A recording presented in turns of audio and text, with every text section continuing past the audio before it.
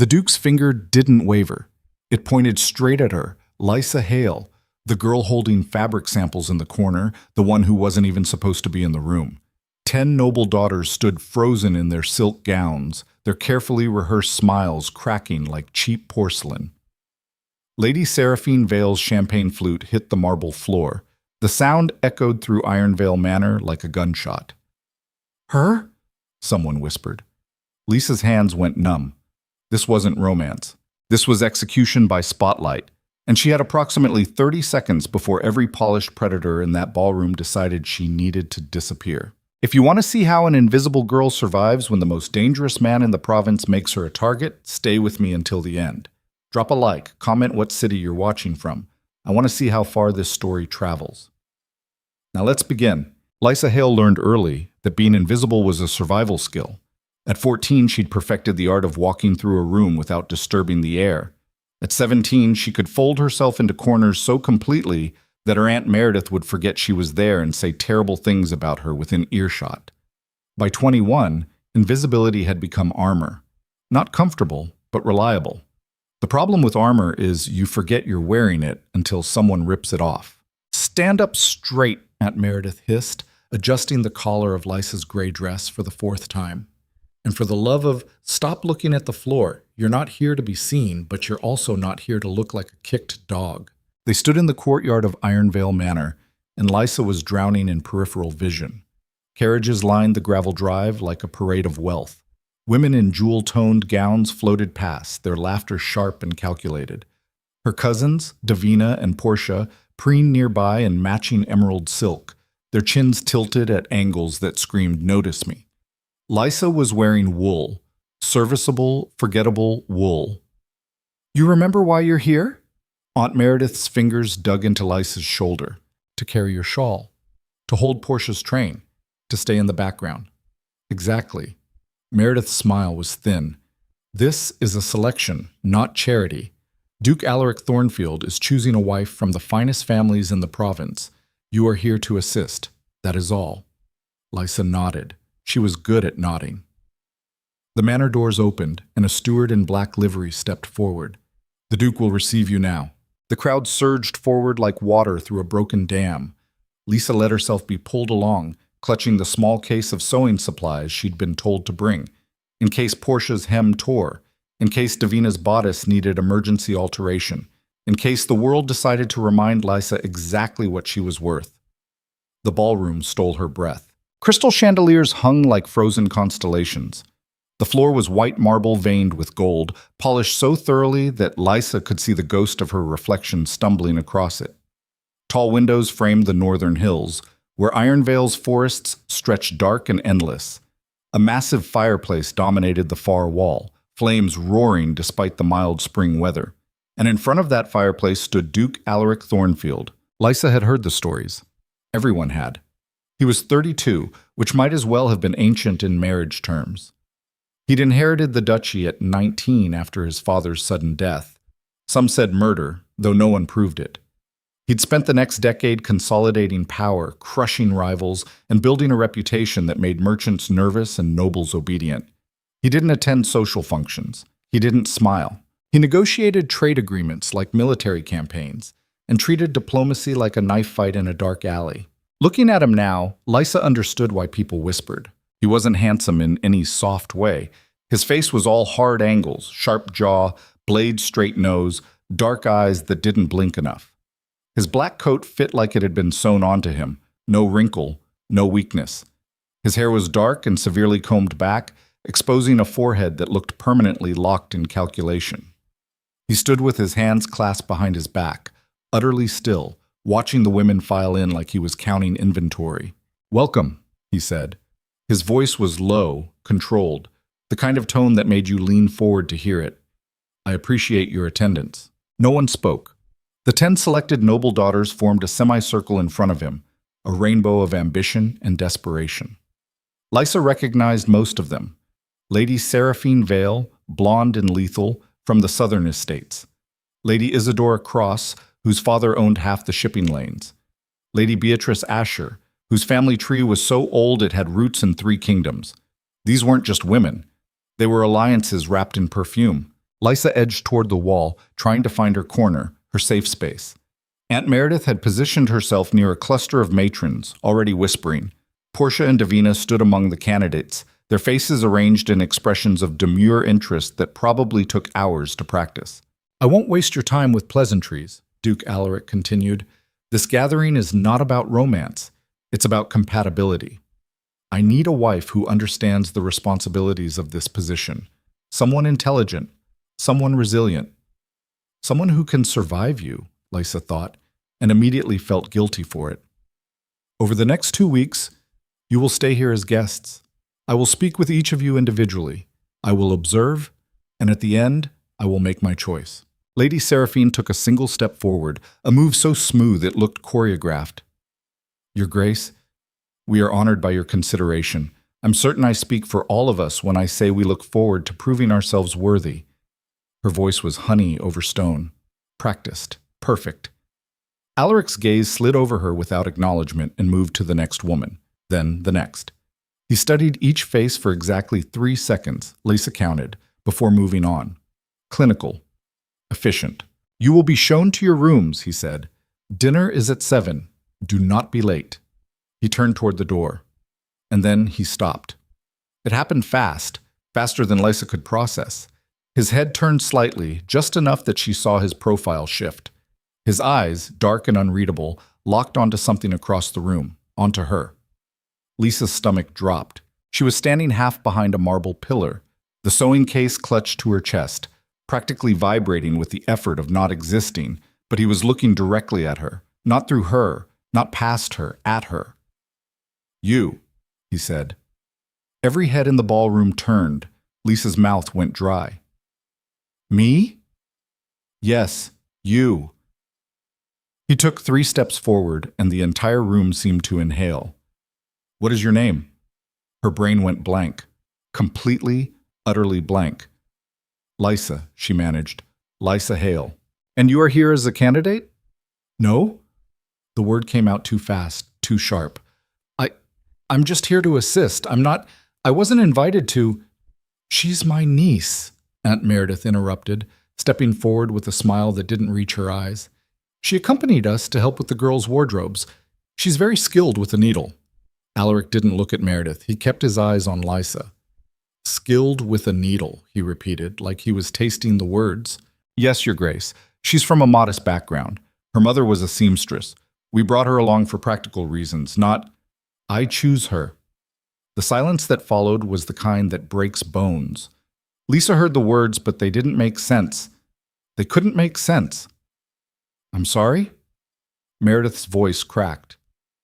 "I choose her," Alaric said again, louder this time, and the room erupted. "Your Grace, surely there's been a mistake.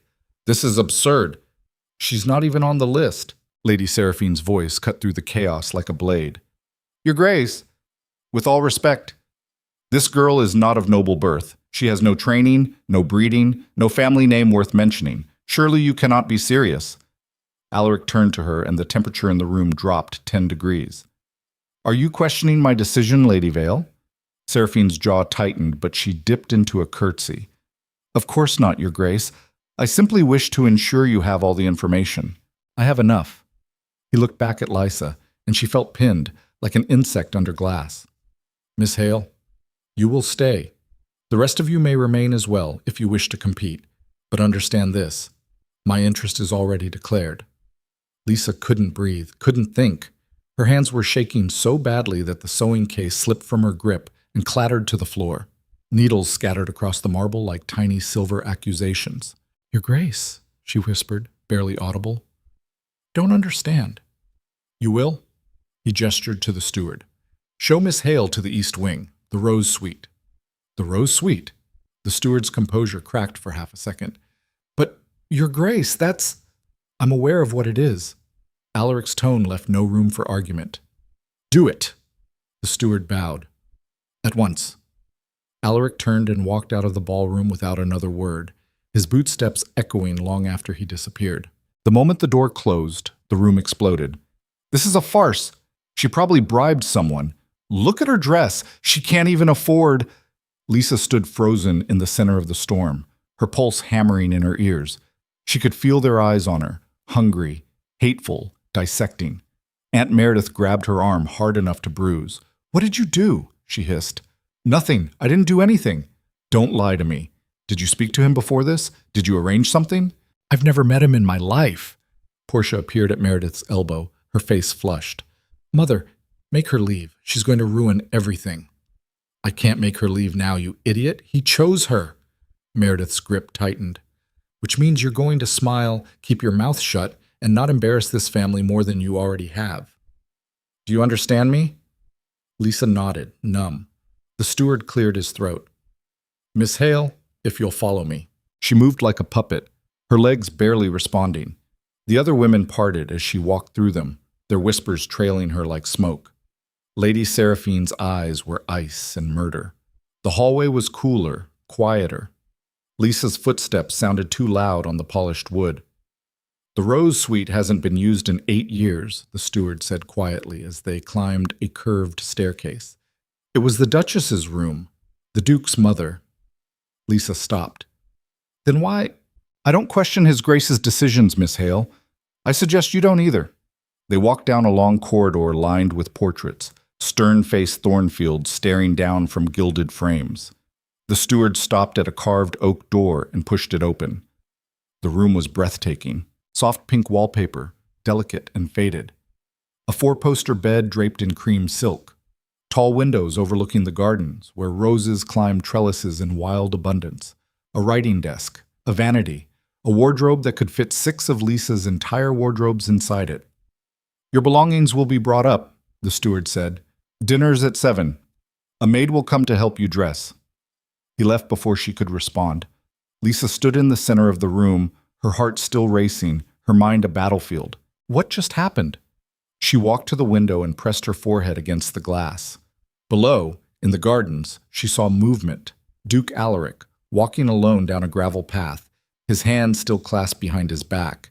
He moved like a man who knew exactly where he was going and didn't care who watched. Lysa closed her eyes. This wasn't a fairy tale. She wasn't stupid enough to believe that. Men like Alaric Thornfield didn't choose girls like her because of love or even attraction. This was strategy. A move on a chessboard she couldn't see, and she was the piece he'd just put into play. The question was, why? Dinner was a special kind of torture. The dining hall was long and shadowed, lit by candelabras that threw more darkness than light. A table stretched the length of the room, seating 30 easily. Duke Alaric sat at the head. Lysa had been placed to his right. Every other woman in the room wanted to kill her. Lady Seraphine sat directly across from Lysa, her posture perfect, her smile venomous. Lady Isadora was 3 seats down, picking at her food with the kind of aggression usually reserved for knife fights. Aunt Meredith had positioned herself near the middle, flanked by Portia and Davina, all 3 of them shooting Lysa looks that could curdle milk. Alaric ate in silence. Not uncomfortable silence, deliberate silence. He cut his meat with surgical precision, chewed methodically, and occasionally glanced up as if checking to see whether anyone was foolish enough to speak first. Finally, Lady Beatrice Asher broke. "Your Grace, the manor is exquisite. I understand the eastern wing was recently renovated." "It was," Alaric said without looking up. Beatrice waited for more. None came. "I'm sure it's quite beautiful," she tried again. "It serves its purpose." Seraphine leaned forward slightly, her voice warm. "Your Grace, I was hoping we might discuss your recent negotiations with the Southern trade guilds. My father mentioned you secured terms that were quite favorable." Alaric set down his fork. "Did he?" "Yes.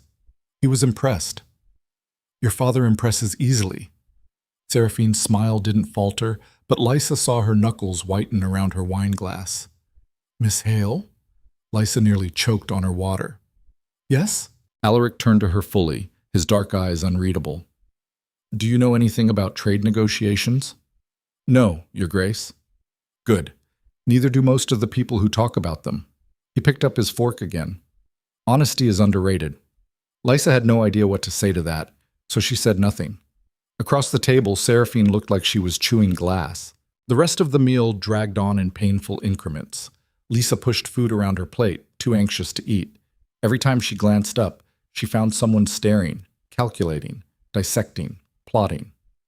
When dessert was finally cleared, Alaric stood. Tomorrow, I will begin private meetings. You'll each have 1 hour.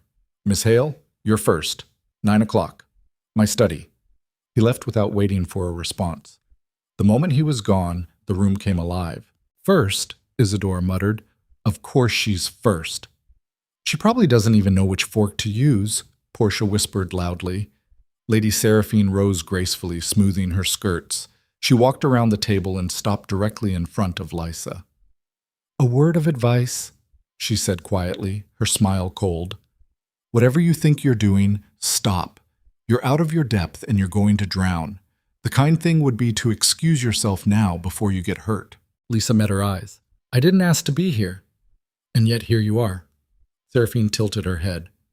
Curious, isn't it? A man like Duke Thornfield doesn't make mistakes, which means you're either part of a plan you don't understand, or you're a pawn he's willing to sacrifice. Either way, you're already lost. She walked away, her heels clicking like a countdown. Lysa sat alone at the table long after everyone else left, her hands trembling in her lap. Seraphine was right about one thing. She was out of her depth. But drowning? Lysa had been drowning her whole life. The difference now was that someone had finally noticed she was underwater, and she had no idea if he was throwing her a rope or an anchor. At 9 o'clock the next morning, Lysa stood outside the Duke's study, her palms sweating. The door was black oak carved with thorns and ravens. Fitting. She knocked. Enter. The study was smaller than she expected, but somehow more intimidating. Dark wood paneling, floor-to-ceiling bookshelves, a massive desk covered in maps and correspondence. Alaric sat behind it, writing something with sharp, controlled strokes. Sit, he said, without looking up. Lysa sat in the chair across from him, her back straight, her hands folded. She waited. He finished writing, signed his name, and set the pen down. Then he looked at her. Tell me why you think I chose you. Lysa blinked. I don't know. Guess. She hesitated. To make a point? What kind of point? That you don't care about tradition, or that you do care, and you're testing everyone to see how they react, or... She stopped. I really don't know, Your Grace. Alaric leaned back in his chair, studying her. You're afraid of me. It wasn't a question. Yes, Lysa admitted. Why? Because you have power, and I don't. Because you could destroy my life with a word. Because I don't understand what you want. And yet you're sitting here instead of running. Where would I run to? His mouth twitched. It might have been a smile. Hard to tell. I chose you, he said slowly, because everyone else in that room was performing, smiling on cue, saying what they thought I wanted to hear. You were the only one who wasn't pretending. Lysa frowned. I was hiding. Exactly. You weren't pretending to be someone you're not. You were just trying to survive. That's rare. So this is a social experiment? No. He stood and walked to the window, his back to her. This is a calculation. I need a wife who won't try to manipulate me. Someone who doesn't want power enough to lie for it. Someone who will tell me the truth even when it's inconvenient. You think I'll do that? I think you already did. Last night, when I asked if you knew about trade negotiations, you said no. Anyone else would have pretended. Lysa's throat tightened. Your Grace, I appreciate your logic, but I'm not what you need. I don't know how to be a duchess. I don't know politics or strategy, or I'm not asking you to. She stopped. He turned to face her. I have advisors for politics. I have generals for strategy. What I don't have is someone I can trust not to play games. That's what I need. Everything else can be taught. And if I fail, then you fail. But at least you'll fail honestly. Lysa stared at him. He was serious. Completely, terrifyingly serious. I need time to think, she said quietly. You have until the end of the 2 weeks, same as everyone else. He walked back to his desk. You're dismissed. Lysa stood, her legs unsteady. She made it halfway to the door before his voice stopped her. Miss Hale. She turned. The women here will try to break you. Some will use charm, some will use cruelty. Don't let them. How do I stop them? His eyes were dark, unreadable. Stop hiding. Well, by the third day, Lysa understood what he meant. The attacks started small. A snide comment in the garden. A mistaken spill of wine on her dress. Portia loudly wondering if Lysa even knew how to dance. Then they escalated. On the fifth day, Lady Isadora cornered her in the library. "I did some digging," Isadora said, her tone friendly, her eyes sharp. "Your family has debts, don't they? Quite significant ones." Lisa's blood went cold. "That's not—" "Your aunt borrowed heavily to fund your cousin's wardrobes for this selection, and your father's old business partner is claiming you owe him for a land dispute. Strange that you didn't mention any of that." "I didn't think it was relevant." "Oh, it's relevant," Isadora smiled. "The Duke values honesty, doesn't he? I wonder how he'd feel knowing you've been hiding financial scandals." "I'm not hiding anything." "Then you won't mind if I mention it at dinner tonight." She walked away before Lysa could respond. That night, Lysa barely touched her food. She could feel Isadora watching her, waiting. Across the table, Seraphine looked amused, but Alaric said nothing. After dinner, as the women filtered out, he caught Lysa's arm. "My study, now." Her heart sank. He closed the door behind them, his expression unreadable. "Is it true?" he asked. "About the debts?" Lisa's hands clenched. "Yes." "Why didn't you tell me?" "Because it's humiliating. Because it makes me look desperate. Because—" She stopped, her voice breaking. "Because I knew you'd think less of me." Alaric was quiet for a long moment. "Tell me everything," he said finally. "No omissions, no excuses, just the truth." And Lysa did. She told him about her father's failed business, about the land her family lost, about Aunt Meredith's debts and the partner who was threatening to take her to court. She told him about being invisible, being useless, being the girl no one saw. When she finished, her throat was raw and her eyes were burning. Alaric leaned against his desk, his arms crossed. "Do you know what most people would have done?" he asked quietly. Lysa shook her head. "They would have lied, or deflected, or tried to make me feel sorry for them." He pushed off the desk and stepped closer. "You just gave me the truth, even knowing it might cost you everything." "I don't know how to do anything else." "Good." He turned and opened a drawer, pulling out a folder. "Because we're going to use this." Lysa frowned. "Use it how?" His smile was sharp, dangerous. "They think your secrets make you weak. We're going to prove them wrong." For the first time since she'd entered Ironvale Manor, Lysa felt something other than fear. She felt like maybe, just maybe, she'd found an ally in the last place she expected, and the real game was just beginning. The folder hit the desk between them with a soft thud that somehow felt louder than a slammed door. Lysa stared at it, then at Alaric. "I don't understand." "You will." He flipped it open, revealing documents, contracts, letters, land deeds. His finger traced a line on one of the pages. "Your father's business partner, Marcus Wellin. He's claiming you owe him for land that was supposedly used as collateral, correct?" "Yes, but—" "Wellin's lying." Alaric pulled out another document. "This is the original deed. Your father sold that land outright 3 years before his death. Wellin's claim has no legal standing. He's banking on you being too poor or too ignorant to fight back." Lisa's breath caught. "How did you see—" "I have people who find things." He closed the folder. "The question is what we do with this information. We could expose him quietly, make him withdraw his claim. Safe, boring, forgettable. Or—" his eyes locked onto hers and she saw something dangerous flicker there. "Or we let him think he's winning. Let him push his case publicly, in front of witnesses, and then we destroy him with the truth when it does the most damage." "That's cruel." "That's strategy." He leaned back against the desk. "Right now, half the people in this manor think you're hiding something. They're waiting for you to crack. If we handle this quietly, they'll just find something else to use against you. But if we turn this into a spectacle, if we show them that attacking you was a mistake, they'll think twice before trying again." Lisa's hands were shaking. "You want to use me as bait. I want to use you as a weapon." He paused. "But only if you're willing. This isn't an order. It's a choice." She looked down at the folder, her mind racing. Every instinct she had screamed at her to hide, to make this go away quietly, to disappear back into the shadows, where it was safe. But safe hadn't gotten her anywhere. Safe had made her invisible. "What would I have to do? Act scared. Let them think they're winning. And when the moment comes—" He pulled out a small bell from his desk drawer. Ring this during dinner tomorrow night. I'll handle the rest. That's it? That's it. Lysa picked up the bell. It was heavier than it looked, silver and cold. And if this doesn't work, then we'll try something else. His voice softened slightly. But Lysa, understand this. The moment you walk out of this room, you're stepping onto a battlefield. These women are trained for this. They've been playing these games since childhood. You're going to get hurt. I'm already hurt. Not like this. She met his eyes.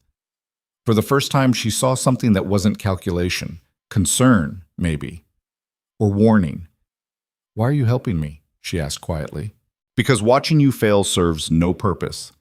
He straightened, his wall back up. And because I need to know if you're capable of fighting back. A duchess who can't defend herself is a liability. There it was, the cold truth underneath everything. This wasn't kindness, it was a test. Lysa stood, clutching the bell. I'll do it. Good. Now go get some sleep. Tomorrow's going to be difficult. She was halfway to the door when his voice stopped her again. Lysa. She turned. Don't ring that bell unless you're absolutely certain. Once this starts, there's no stopping it. She nodded and left, the bell heavy in her pocket, heavier than any secret she'd ever carried. The next morning arrived wrapped in tension thick enough to choke on. Lysa barely slept, running through scenarios in her head until her thoughts blurred into panic. What if she rang the bell at the wrong time? What if Alaric's plan failed? What if she made everything worse? She dressed carefully, a simple blue dress, nothing flashy. Armor of a different kind. Breakfast was in the solarium, where sunlight poured through glass walls and made everything look deceptively peaceful. The women sat scattered around small tables, their conversations hushed, but pointed. Lysa took a seat near the windows, alone. Sleep well? Lady Seraphine's voice drifted over from 2 tables away. She wasn't looking at Lysa directly, but the question was clearly meant for her. I imagine the Rose Suite is quite comfortable, though I heard strange sounds last night, almost like crying. Several women glanced toward Lysa. I'm sure it was just the wind, Lady Beatrice said primly, but her eyes were curious. Of course, Seraphine agreed smoothly. The wind. Lysa forced herself to eat toast she couldn't taste. Her hand brushed against the bell in her pocket. Not yet. After breakfast, she found herself cornered in the hallway by Portia and Davina, her cousins wearing matching expressions of false concern. Mother wants to speak with you, Portia said, her voice dripping sweetness. Privately. Lysa's stomach sank, but she followed them to a small sitting room where Aunt Meredith waited, her posture rigid, her face tight with barely controlled fury. Close the door, Meredith ordered. Davina obeyed. Meredith waited until the latch clicked before she spoke. What exactly are you playing at? I'm not. Don't lie to me. Meredith stood, moving close enough that Lysa could smell her perfume, roses and something bitter. You think I don't know what you're doing? Manipulating the Duke with some sad story about being overlooked? Making yourself the center of attention?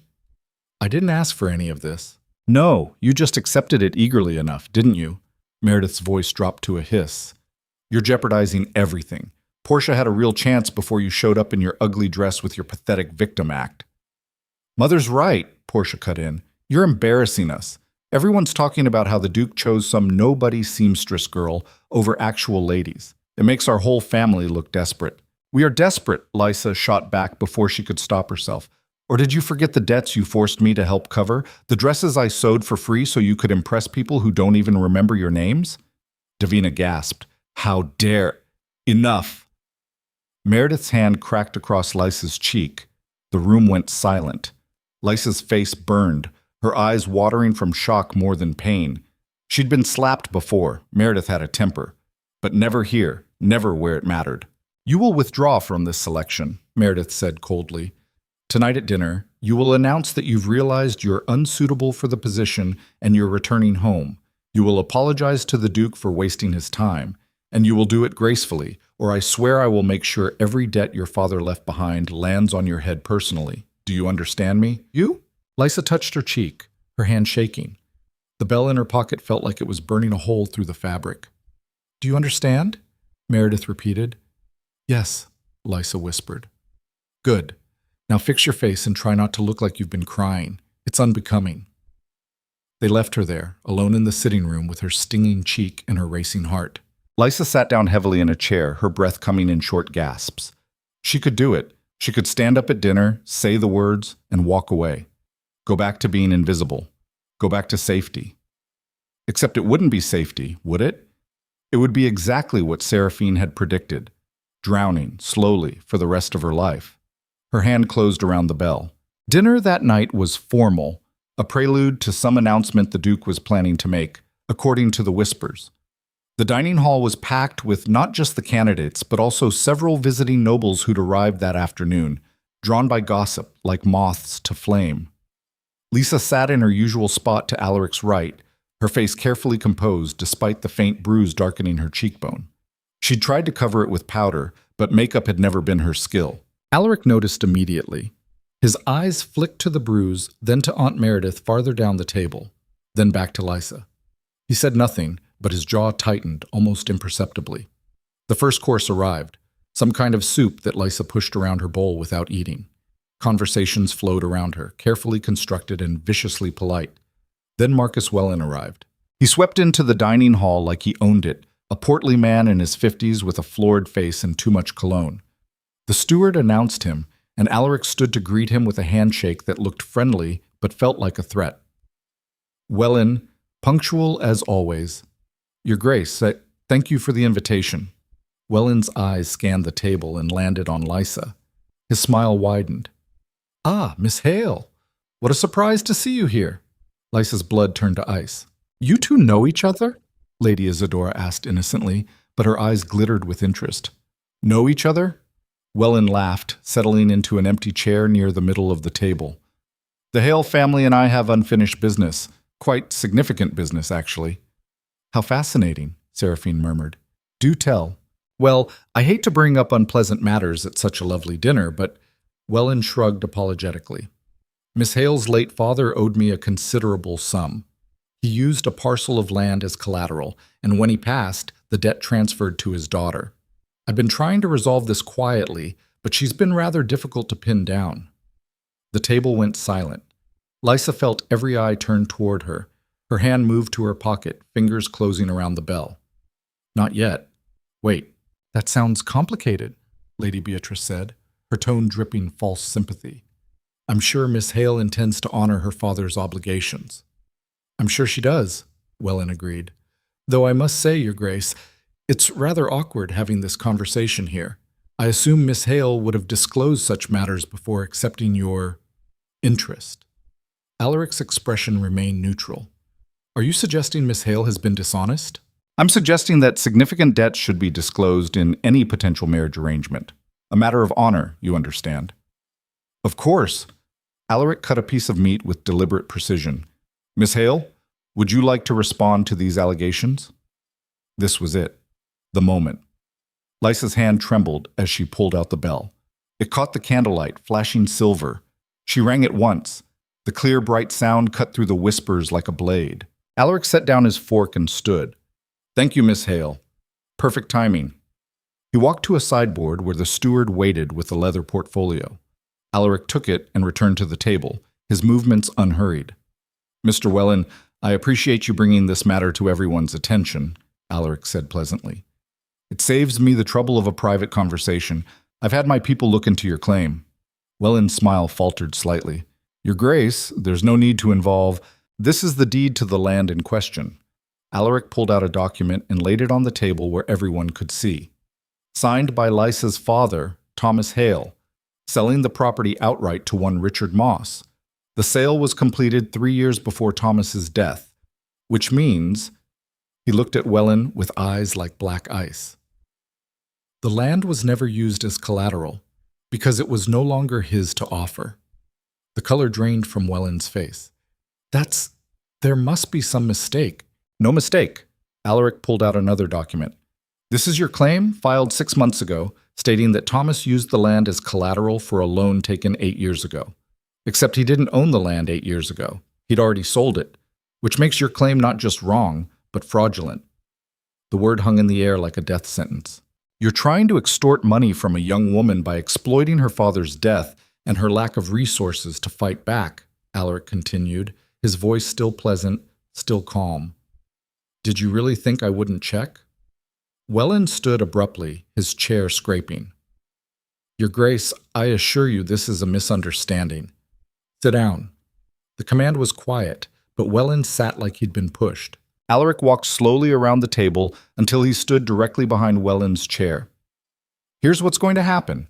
You're going to withdraw your claim, publicly, in writing, by tomorrow morning, and you're going to apologize to Miss Hale for attempting to defraud her.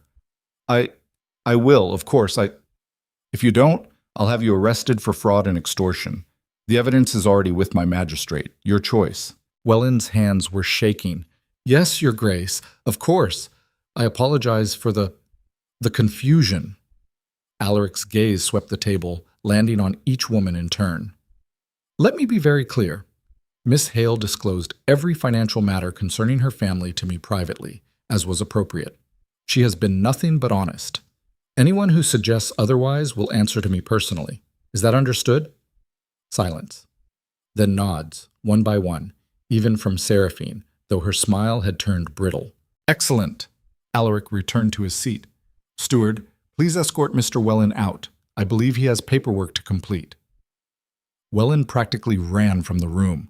The moment he was gone, the dining hall erupted in hushed conversation.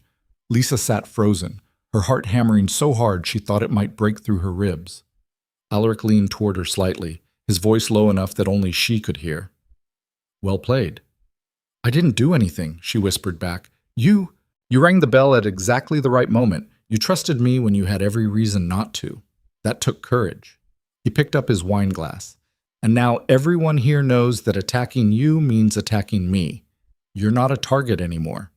You're protected. Or a bigger target because they'll want revenge. His mouth quirked. Now you're thinking like a duchess. The rest of dinner passed in a blur. Lysa barely registered the food, the conversation, the pointed looks. Her mind was racing, replaying what had just happened, what it meant. She'd won. They'd won. But Seraphine's eyes across the table told her the war was far from over. After dinner, as women filed out in clusters, Seraphine caught Lysa's arm in the hallway.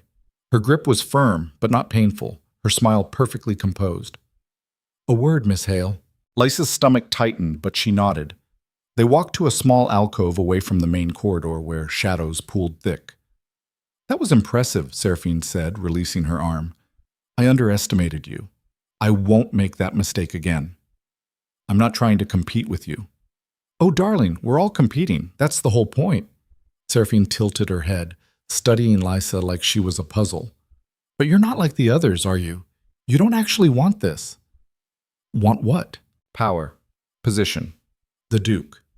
Seraphine's smile sharpened. You're here because you don't know how to leave. That makes you dangerous. I'm not. Yes, you are. Because you have nothing to lose. The rest of us are playing to win something. You're just trying to survive. That's unpredictable. And the Duke, she paused. He likes unpredictable. It amuses him. You don't know him. I know men like him. I've been trained to handle them since I was 12. Seraphine stepped closer. Here's the thing, Lysa. You got lucky tonight. The Duke protected you because it suited him. But what happens when it doesn't? When protecting you becomes inconvenient or politically costly? Do you really think he'll choose you over his duchy? Lysa's throat tightened. I don't. You should ask yourself what he's getting out of this. Men like Alaric Thornfield don't help people out of kindness. There's always an angle. Seraphine's voice dropped. Find out what it is before it's too late. She walked away, leaving Lysa alone in the alcove with her thoughts spinning. What was Alaric getting out of this? That night, Lysa couldn't sleep. She paced the rose suite, her mind churning with questions she couldn't answer. Finally, around midnight, she gave up and slipped into the hallway. The manor was quiet, most of the candles extinguished. Lysa wandered without direction, her bare feet silent on the cold floors. She found herself in a portrait gallery she hadn't noticed before, rows of Thornfields staring down with varying degrees of severity. Can't sleep? Lysa spun. Alaric stood in a doorway at the far end of the gallery, still dressed, a glass of amber liquid in his hand.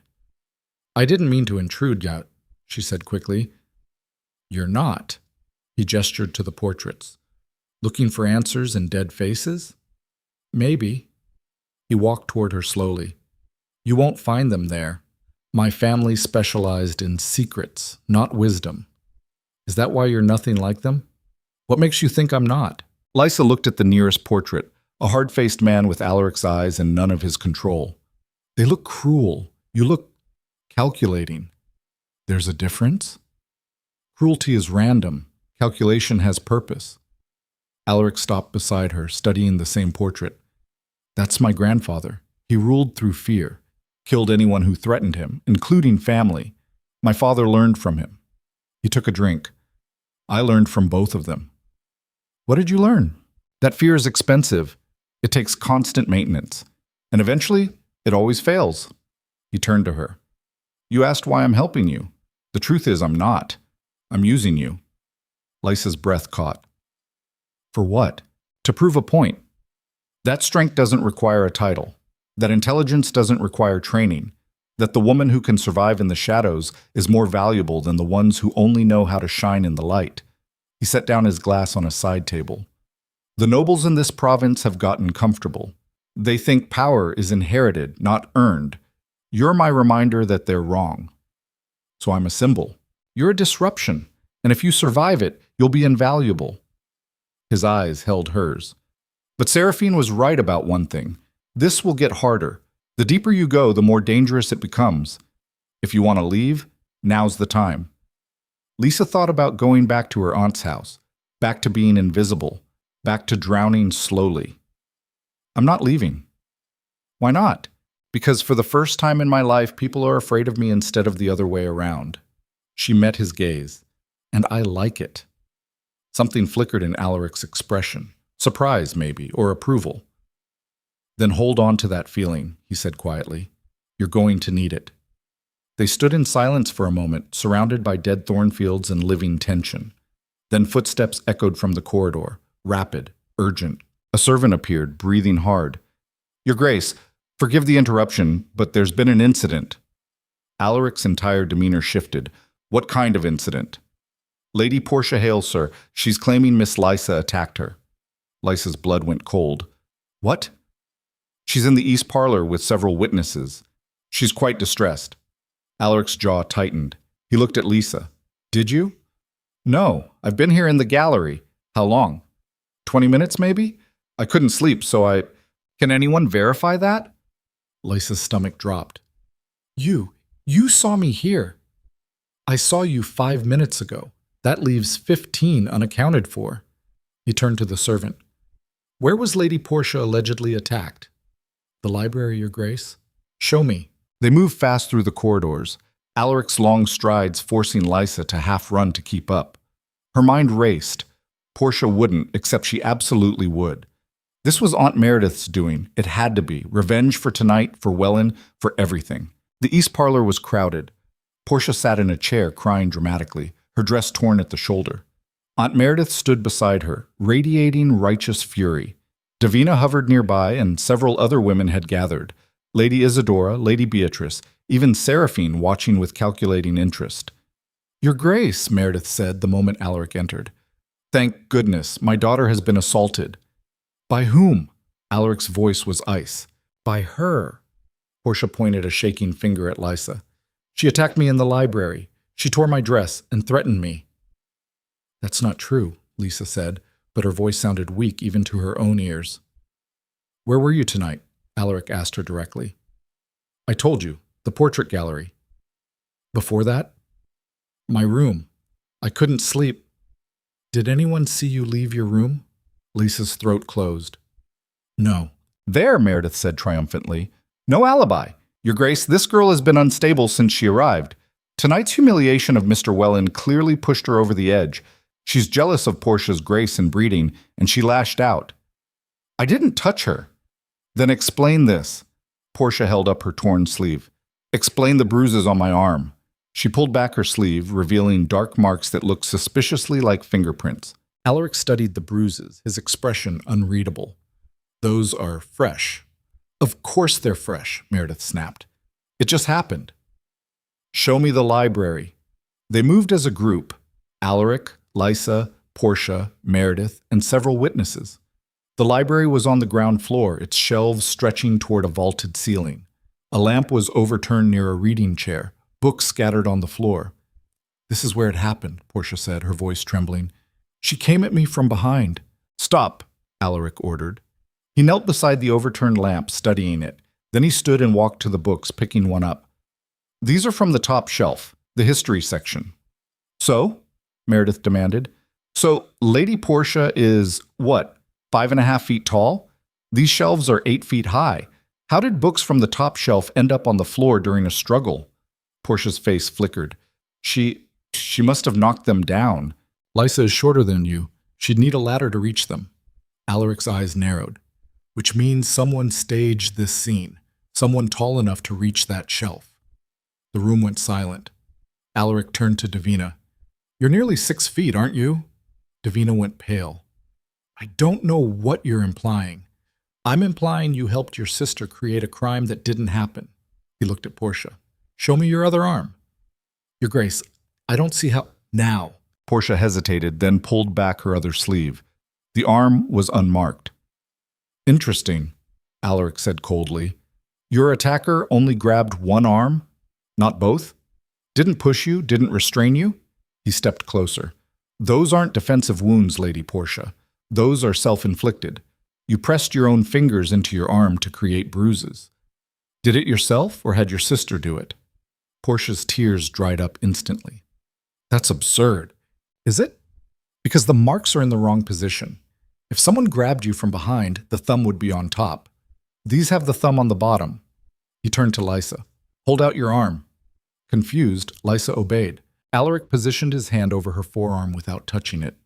"If I grabbed you like this, from the front, my thumb would be here. Bottom position. Exactly like Portia's bruises. You'd have to be facing your attacker, not grabbed from behind." He dropped his hand. "Your story doesn't match your injuries, Lady Portia, which means you're lying." The silence that followed was absolute. Meredith recovered first. "Your Grace, surely there's been some misunderstanding." "The only misunderstanding is that you thought I wouldn't notice." Alaric's voice could have frozen fire. "You attempted to frame Miss Hale for assault. You manufactured evidence. You lied to my face." "We were trying to protect—" "You were trying to eliminate a rival through false accusation. That's not protection. That's conspiracy." He turned to the room at large. "Lady Portia Hale and Lady Davina Hale are expelled from this selection, effective immediately. Mrs. Meredith Hale is banned from these grounds. All 3 of you will leave before dawn." Meredith's face went white.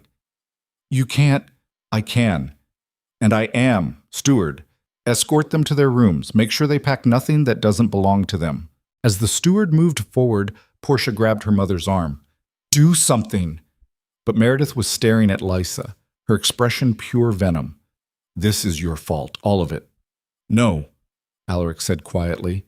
"It's yours. You raise daughters who think lying is easier than earning. That's on you." They were removed from the parlor, still protesting. The other women dispersed quickly, whispering among themselves. Seraphine lingered just long enough to catch Lysa's eye and give her a small, approving nod before disappearing. Finally, only Alaric and Lysa remained. Lisa's legs gave out and she sat heavily in the nearest chair, shaking. "They tried to destroy me." "Yes." "My own family." "Yes." "Why?" Her voice broke. "What did I ever do to them?" Alaric crouched in front of her chair, his eyes level with hers. "You existed. You didn't stay small. That was enough." Tears burned hot down Lysa's cheeks. She tried to wipe them away, but more came. "I don't know how to do this," she whispered. "I don't know how to fight like this." "You just did." His hand covered hers, warm and solid. "You stood there and told the truth, even when it looked like no one would believe you. That's how you fight." "It's not enough." "It will be." He stood, pulling her up with him. "Go get some sleep. Real sleep this time. Tomorrow will be easier." "Will it?" "No, but you'll be better at handling it." He walked her to her door and left her there, exhausted and wrung out. Inside the Rose Suite, Lysa collapsed onto the bed, fully clothed. Her body ached, her head pounded. Her heart felt like it had been through a grinder. But underneath all of it, beneath the fear and the pain, was something else. Anger. Burning, bright, clarifying anger. Her family had tried to throw her to the wolves to save themselves. Portia had been willing to see her destroyed. Meredith had orchestrated it all without hesitation, and Lysa had survived it. She sat up slowly, her hands still shaking, but her jaw set. They'd wanted her to break, to run, to disappear back into the shadows where she belonged. Instead, she was still here, and she was done hiding. When dawn broke over Ironvale Manor, 3 carriages rolled down the gravel drive carrying Meredith, Portia, and Davina into exile. Lysa watched from her window, her face calm, her eyes dry. Behind her, a note had been slipped under her door sometime before sunrise. She picked it up. Well done. Now the real work begins. Lysa folded the note carefully and tucked it into her drawer. Let them come. Let them all come. She wasn't the invisible girl anymore, and she was ready to prove it. The morning after the carriages left, Lysa discovered what winning actually cost. She walked into breakfast and found the room had reorganized itself around her absence. The remaining 6 women sat clustered at one end of the table, their conversations hushed and pointed. When Lysa entered, they went silent. Not the hostile silence from before. This was worse. This was calculation. Lady Seraphine looked up from her tea with a smile that could cut glass. Miss Hale, how refreshing to see you survive the night. Why wouldn't I? Lysa took her usual seat, forcing her hands steady as she reached for the coffee pot. Oh, no reason. Just that family drama can be so exhausting. Seraphina's eyes glittered. I do hope you're well rested. The Duke has planned something special for today. Before Lysa could respond, the steward entered. His Grace requests all candidates gather in the East Gardens at 10 o'clock. Outdoor attire is recommended. He left without elaborating. Lady Isadora leaned forward, her voice dripping false concern. I wonder what he has planned. Nothing too strenuous, I hope. Some of us aren't accustomed to physical exertion. Her gaze landed on Lysa like a thrown rock. I'm sure we'll manage, Lysa said evenly, though her stomach twisted. What was Alaric doing? The gardens were vast, stretching from the manor's east wing down to a tree line that marked the edge of the estate. When Lysa arrived at 10, she found the other women already assembled near a large oak tree. They dressed in riding habits, structured jackets and split skirts designed for movement. Lysa wore the closest thing she had, a plain navy dress that wouldn't restrict her legs. She looked like a servant next to them. Again. Alaric stood waiting, dressed in black riding clothes that made him look more dangerous than usual. Beside him were 7 horses, their reins held by stable hands. Good morning, he said, his tone neutral. Today's exercise is simple, a ride through the estate. We'll cover approximately 5 miles, ending at the northern lookout. Anyone who completes the route will have private time with me this evening. And those who don't? Lady Beatrice asked carefully. We'll have dinner with everyone else. His eyes swept the group. Horses are already selected and matched to your experience levels based on information provided by your families. Lysa's chest tightened. She'd never ridden a horse in her life. Her family had provided no information because no one thought she'd still be here. The stable hand brought forward a massive gray mare, easily 16 hands high. For Miss Hale, Lysa stared at the animal. The mare stared back, unimpressed. Is there a problem? Alaric asked, his voice carrying across the garden. Every eye turned to her. Seraphine's smile widened. This was a trap, and they all knew it. Lysa could admit she couldn't ride, could ask for a smaller horse or a carriage, or to sit this out entirely, could prove she didn't belong here, or she could lie. No problem, Lysa said, walking toward the mare with more confidence than she felt. She's beautiful.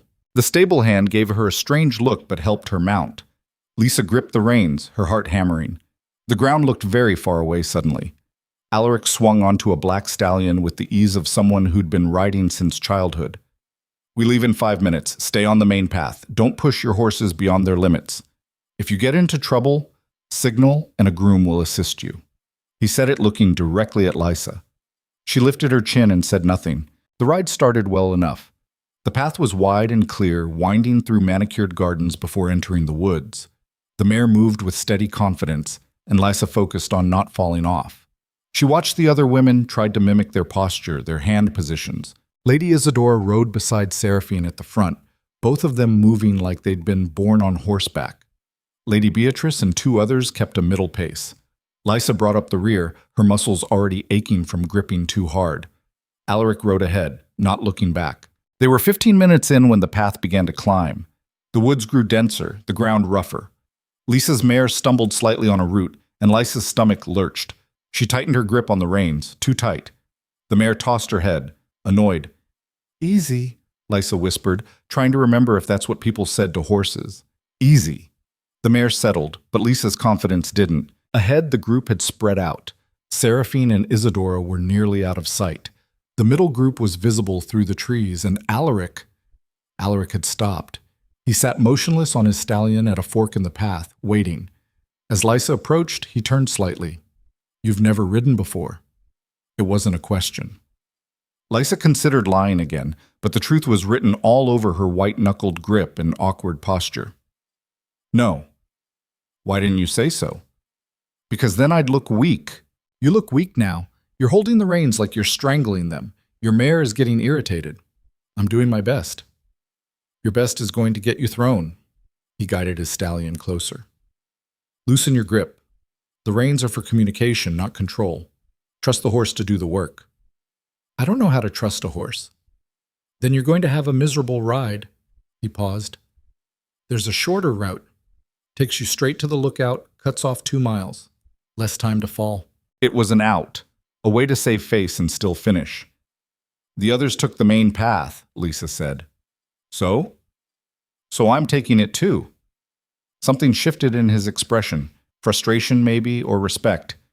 "You're going to break your neck proving a point." "Wouldn't be the first time I risked something stupid." She loosened her grip on the reins like he'd instructed. The mare immediately relaxed. "See? I'm learning. Stubbornness isn't the same as competence." "Good thing I have both then." Alaric's mouth twitched, almost a smile. "Try to keep up. And if you fall, yell loud. The wolves in these woods are mostly friendly, but mostly isn't all." He rode off before she could tell if he was joking. The next mile was agony. Lisa's thighs screamed, her back ached, her hands cramped from trying to maintain that careful balance between too loose and too tight. The path got steeper, rockier. Twice her mare stumbled, and twice Lysa nearly came unseated, her heart in her throat. But she stayed on. The woods opened up suddenly into a clearing. Lysa saw the other women ahead, dismounting near a stone pavilion that overlooked a valley. The view was stunning, rolling hills, a river cutting silver through green, the distant mountains purple with distance. Lysa didn't care about the view. She cared about getting off this horse without collapsing. She slid down, more fell, really, and her legs buckled. She caught herself on the mare's saddle, breathing hard. "Well done, Miss Hale," Seraphine called from the pavilion steps. "You almost looked competent for several seconds there." Laughter rippled through the group. Lysa straightened, ignoring her protesting muscles. "Thank you. I'll take almost competent over almost honest any day." The laughter died. Seraphine's smile didn't waver, but her eyes went cold. "Careful, darling. Spite is unbecoming. So is sabotage, but here we are." "Are you accusing me of something?" "Should I be?" Before Seraphine could respond, Alaric's voice cut between them. "That's enough. We're here to appreciate the view, not verbal sparring." But he was looking at Lysa when he said it, and something in his expression told her he didn't entirely mean it. They rested for 20 minutes. Servants appeared with refreshments, wine, cheese, fruit. The women clustered in small groups, their conversations deliberately loud enough for Lysa to hear. "I heard her family was practically destitute. Can barely manage a horse. Imagine her managing a duchy." Duke's just being charitable, obviously. Lysa sat alone on the pavilion steps, drinking water and trying not to show how much every muscle hurt. Her mare grazed nearby, unbothered by the drama. Alaric appeared beside her without warning, holding 2 glasses of wine. He offered her one. "I don't drink much," Lysa said. "Then pretend. It gives you something to do with your hands besides clench them into fists." She took the glass. "They're not wrong, you know. I can barely manage a horse. How am I supposed to manage anything else?" "You survived 5 miles on an animal you'd never ridden before because you were too proud to admit defeat. That's exactly the kind of stupidity that makes good leaders." "That's not a compliment." Wasn't trying to be comforting. He drank his wine, his eyes on the valley below. "Seraphine's getting bolder," she wouldn't have publicly mocked you a week ago. Because last week I wasn't a threat. And now you are. Which means she's going to escalate. He glanced at her. Be ready. Ready for what? Whatever she's planning next. It won't be gentle. The ride back was worse than the ride out. Lisa's body was past aching and into full rebellion. Every step the mare took sent jolts through her spine. She fell behind quickly, the other women disappearing ahead while she struggled to stay conscious through the pain. She was halfway through the woods when she heard the sound. Hoofbeats, fast, coming from behind. Lysa turned in her saddle. Too fast. The mare startled, sidestepping. Lysa grabbed for the reins, but her cramped fingers didn't respond fast enough. The mare spooked, rearing slightly. Lysa fell. She hit the ground hard, the impact knocking the air from her lungs. Above her, the gray mare danced nervously before bolting down the path toward home. Lysa lay there, staring up through the tree canopy, trying to remember how breathing worked. The hoofbeats stopped. Well, this is unfortunate. Lysa turned her head, painfully, and saw Lady Isadora dismounting from a chestnut gelding. She wore an expression of exaggerated concern that didn't reach her eyes. Are you hurt? Isadora asked, not moving to help. Lysa pushed herself up on her elbows. I'm fine. Are you? You fell quite hard. Head injuries can be tricky. Isadora walked closer, her boots crunching on dry leaves. You know, it's dangerous to ride alone, especially for someone so inexperienced. Anything could happen out here. Something in her tone made Lysa's skin crawl. She forced herself to her feet, ignoring the screaming protest from her back. My horse will go back to the stables. They'll send someone. Will they? The mare might just return to the pasture. Horses do that sometimes, and by the time anyone realizes you're missing, Isadora shrugged. Hours could pass. These woods go on for miles. You could wander in circles until dark. Wild animals come out at night. Lysa's pulse kicked up. What do you want? Want? Nothing. I'm simply pointing out facts. Isadora examined her nails. Of course, I could help you, give you a ride back, but I'd need something in return. Which is? Withdraw. Tonight, at dinner, announce you've realized this life isn't for you. Go home, quietly. Lysa's jaw tightened. And if I don't? Then I ride back alone. Tell them I never saw you. Let nature take its course. Isadora's smile was pleasant, empty. Your choice, Miss Hale. Your safety for your pride. Seems simple to me. Lysa looked around. The path was empty. The woods pressed close, shadowed and deep. Her body ached. She had no idea which direction led back to the manor, and Isadora was waiting, holding all the cards. I need a minute to think, Lysa said. Of course. Take your time. Isadora leaned against her horse. I'm not going anywhere. Yet. Lysa's mind raced. She could agree, survive now, find another way later. Or she could refuse and gamble that someone would come looking before something worse happened. Neither option was good. Both could end with her losing everything. She thought about Alaric's words. Be ready. He'd known something was coming. Had he known it would be this? Lysa took a slow breath, testing her ribs. Bruised, but not broken. Her ankle throbbed, but held weight. She was hurt, but functional. And Isadora had made a critical mistake. She'd threatened Lysa where no one could hear, which meant if Lysa made it back, Isadora couldn't prove her story. It would be her word against Lysa's, and Alaric had already proven he valued truth over status. You know what? Lysa said, her voice steady. I think I'll walk. Isadora's smile faltered. Don't be ridiculous, it's miles. Then I'd better get started. Lysa began walking down the path, each step agony, her head high. You'll get lost, Isadora called after her. You'll get hurt. Maybe, but I'll do it on my own terms. She didn't look back. The woods swallowed her quickly. Lysa followed the path as best she could, but her vision blurred with pain and the trail forked in places she didn't remember. She chose directions based on instinct and hope, neither of which were reliable guides. Time became strange. The sun was lower than it should be. Or was that just the tree cover? Her mouth was dry. Her water bottle was still attached to the saddle of her runaway horse. Smart, She stumbled over a root and went down hard on her hands and knees. For a long moment she stayed there, breathing raggedly, wondering if Isadora was right. If pride was going to kill her out here where no one would find her until it was too late. Then she heard it. Hoofbeats again. Multiple horses this time. Lysa pushed herself up, swaying slightly. Through the trees she saw movement, riders, searching. "Here!" Her voice came out as barely more than a croak. She tried again, louder. "I'm here!" The riders turned. 3 grooms on sturdy horses, led by Alaric. He dismounted before his stallion fully stopped, covering the distance between them in 3 long strides. His hands gripped her shoulders, his eyes scanning her for damage. "What happened?" "Fell." "Horse ran." Lisa's words came out choppy. "I'm fine." "You're not fine. You can barely stand." He turned to one of the grooms. "Get the physician, now." The groom took off at a gallop. Alaric looked back at Lysa. "Did someone cause this?" The question was very specific, very careful. Lysa could tell him about Isadora, could turn this into another public spectacle, another exposure, another win. But something held her back. Instinct, maybe, or the realization that she was tired of being rescued. "I lost control of my horse," she said. "My fault. Inexperience." Alaric's eyes narrowed. "You're lying." "I'm simplifying." "There's a difference between simplifying and protecting someone who hurt you." His voice dropped. "Who was it? Isadora? She was the last one through before we noticed you were missing." "Does it matter?" "Yes." "Why? So you can punish her? Prove a point? Make another example?"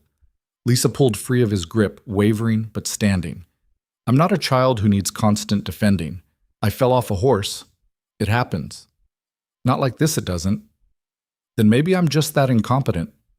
They stared at each other, the woods quiet around them, except for the nervous shifting of horses. Finally, Alaric spoke, his voice tight with frustration. "You're going to get yourself killed trying to prove you don't need help. Better than living on my knees waiting for someone to save me." "That's not—" He stopped, running a hand through his hair. "Get on my horse. We're going back." "I can walk." "Lysa, for once in your stubborn life, just accept help when it's offered." The use of her first name stopped her. He never used her first name. She let him lift her onto the stallion. He mounted behind her, his arms coming around to hold the reins. The position was intimate, unavoidable. Lysa could feel every breath he took against her back. They rode in silence for several minutes before he spoke again. "Isadora will pay for this, whether you name her or not. I'll find out what happened." "And then what? You'll expel her too? Keep removing anyone who threatens me until I'm the only one left?" Lysa shook her head. "That doesn't make me strong. It makes me a pet you're protecting." "You think letting her nearly kill you makes you strong?" "I think surviving it does." He was quiet for a long moment. Then, "You're going to drive me insane." "Probably." She felt more than heard his exhale, frustration or amusement, she couldn't tell. They emerged from the woods as the sun hit the horizon, painting Ironvale Manor in gold and shadow. Servants rushed out when they saw them, questions flying. Alaric ignored all of them, carrying Lysa straight to the physician's quarters. The examination was quick and painful. Bruised ribs, sprained ankle, multiple contusions, nothing broken, nothing permanent. "Rest," the physician ordered. "No riding, no dancing, no strenuous activity for at least a week." "There's a formal dinner tomorrow night," Alaric said. "She can attend dinner. She cannot gallivant around on horses or participate in any other activities designed to test physical endurance." The physician gave Alaric a pointed look. Perhaps activities that test other qualities would be more appropriate. Noted. He had Lysa carried to her room. She tried to protest, but her ankle made walking impossible. A maid brought dinner on a tray, which Lysa picked at without appetite. Every part of her hurt. Her body felt like one giant bruise. But she was alive, and she hadn't broken. A knock came at her door around 9. Lysa expected a servant but found Alaric instead, holding a small wooden box. "May I come in?" She nodded, too tired to care about propriety. He entered, closing the door behind him, set the box on her bedside table, and sat in the chair by the window. "Isadora came to see me an hour ago," he said without preamble. "Told me a fascinating story about how she found you in the woods, injured and disoriented, How she wanted to help, but you refused and sent her away. How concerned she was for your well-being. Lysa said nothing. It was very convincing. She even cried a little. He leaned back in the chair. The problem is, the groom who found your horse said it came back wild-eyed and panicked, not the behavior of an animal whose rider fell during a peaceful rest stop. Maybe I'm a terrible rider and I scared it. Maybe. Or maybe someone deliberately spooked it. His eyes locked onto hers. But you won't tell me which, will you? No. Why not? Because this is my fight, not yours. We're on the same side. Are we? Lysa pushed herself up against the headboard, wincing. Or am I just a convenient piece in whatever game you're playing? You said it yourself. I'm a disruption, a symbol, not a person, not a partner. That's not... It is. And it's fine. I understand it. But don't pretend you're defending me out of care, Alaric. You're defending your investment. The words landed hard. She saw them hit, saw his jaw tighten. You think that's all this is? His voice was quiet, dangerous. I think you're a duke who needs a wife who won't betray him. I think you chose me because I'm too powerless to be a threat.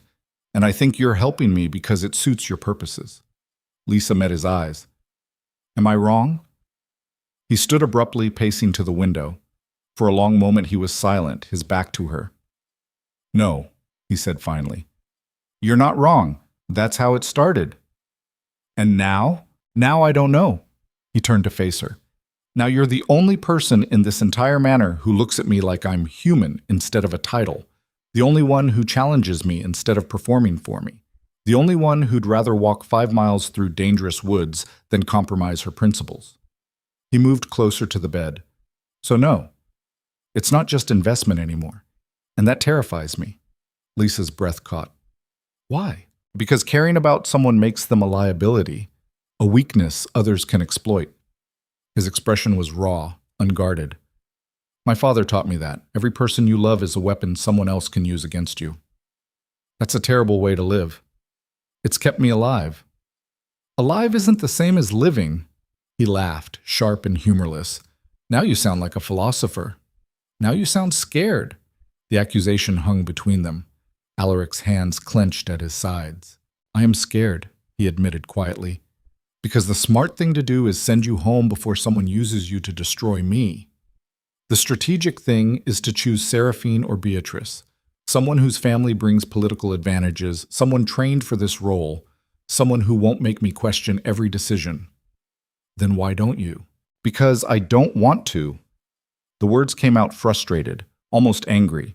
Because every time I think about you leaving, something in my chest tightens and I can't breathe properly. Because watching you stand up to people who should terrify you makes me feel things I didn't think I was capable of anymore. He stopped, his voice dropping. Because you make me want to be better than what my father made me. Lysa couldn't speak. Her heart was hammering so hard she thought it might break through her ribs. The unbruised ones, anyway.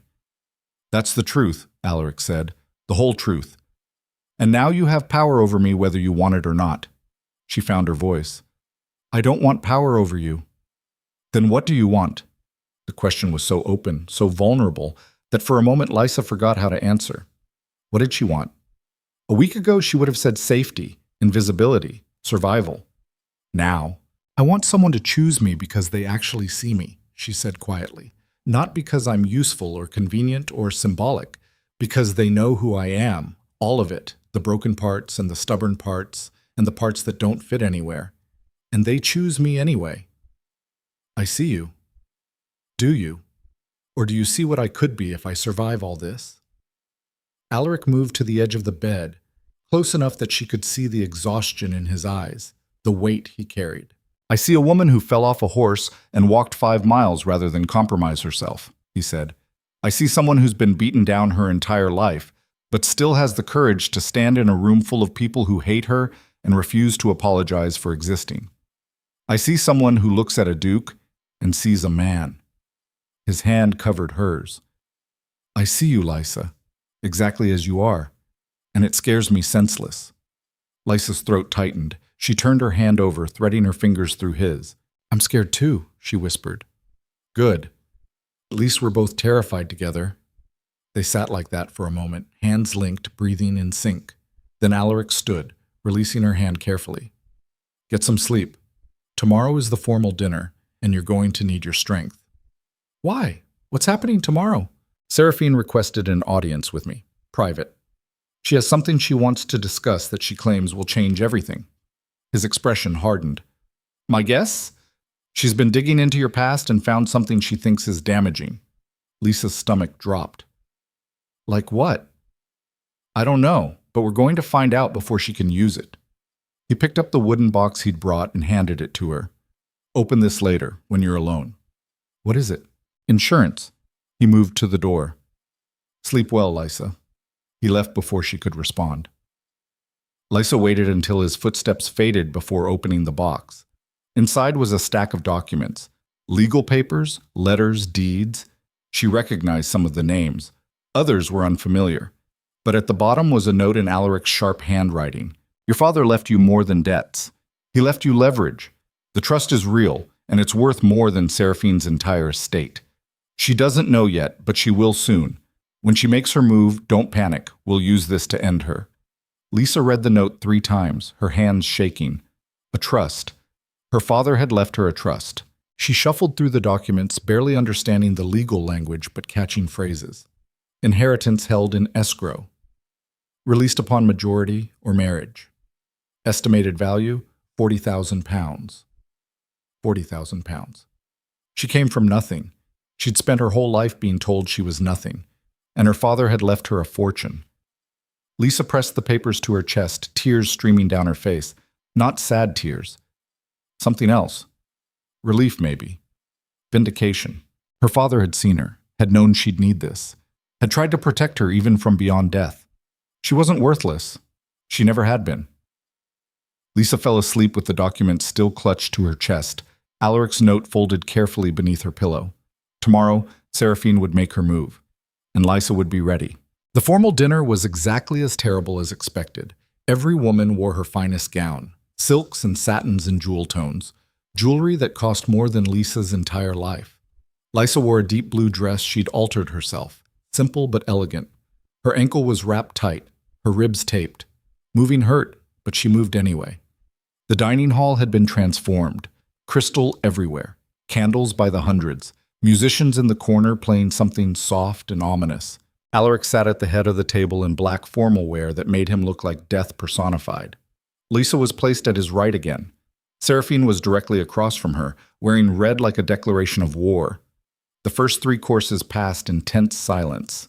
Then, as dessert was being served, Seraphine set down her fork with a delicate clink. Your Grace, I wonder if I might address the table. Alaric's expression didn't change. Proceed. Seraphine stood, smoothing her skirts. Her smile was beautiful and cold. I want to begin by saying how much I've enjoyed my time here.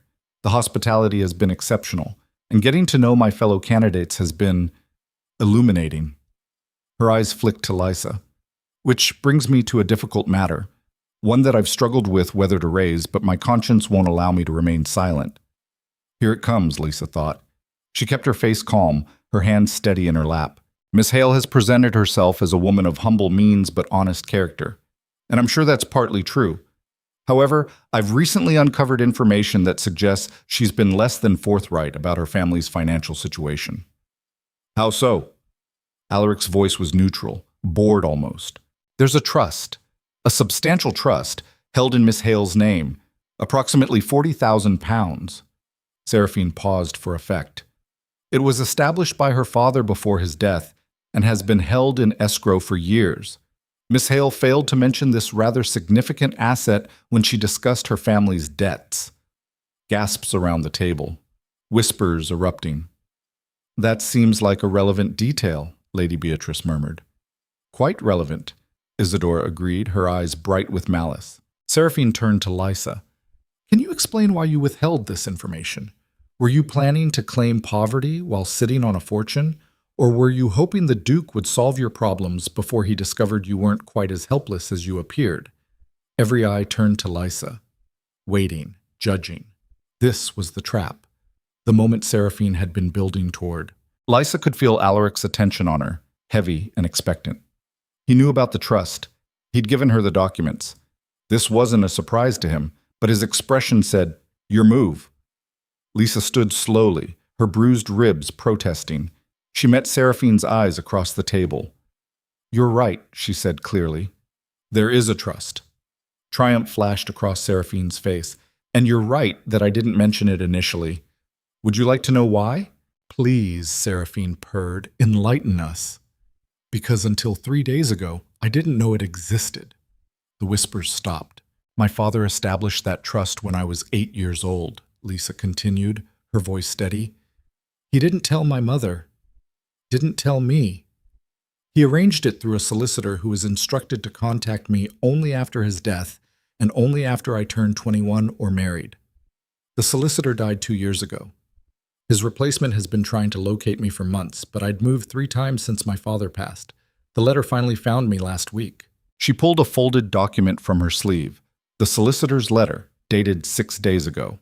His Grace had his people verify the trust's existence and legitimacy, which is how I learned that my father, who I was told left me nothing but debts, had actually tried to secure my future.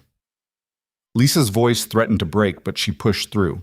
"So yes, Lady Vale, I didn't mention it, because I was processing the fact that my father loved me enough to protect me, and my family loved me little enough to never tell me."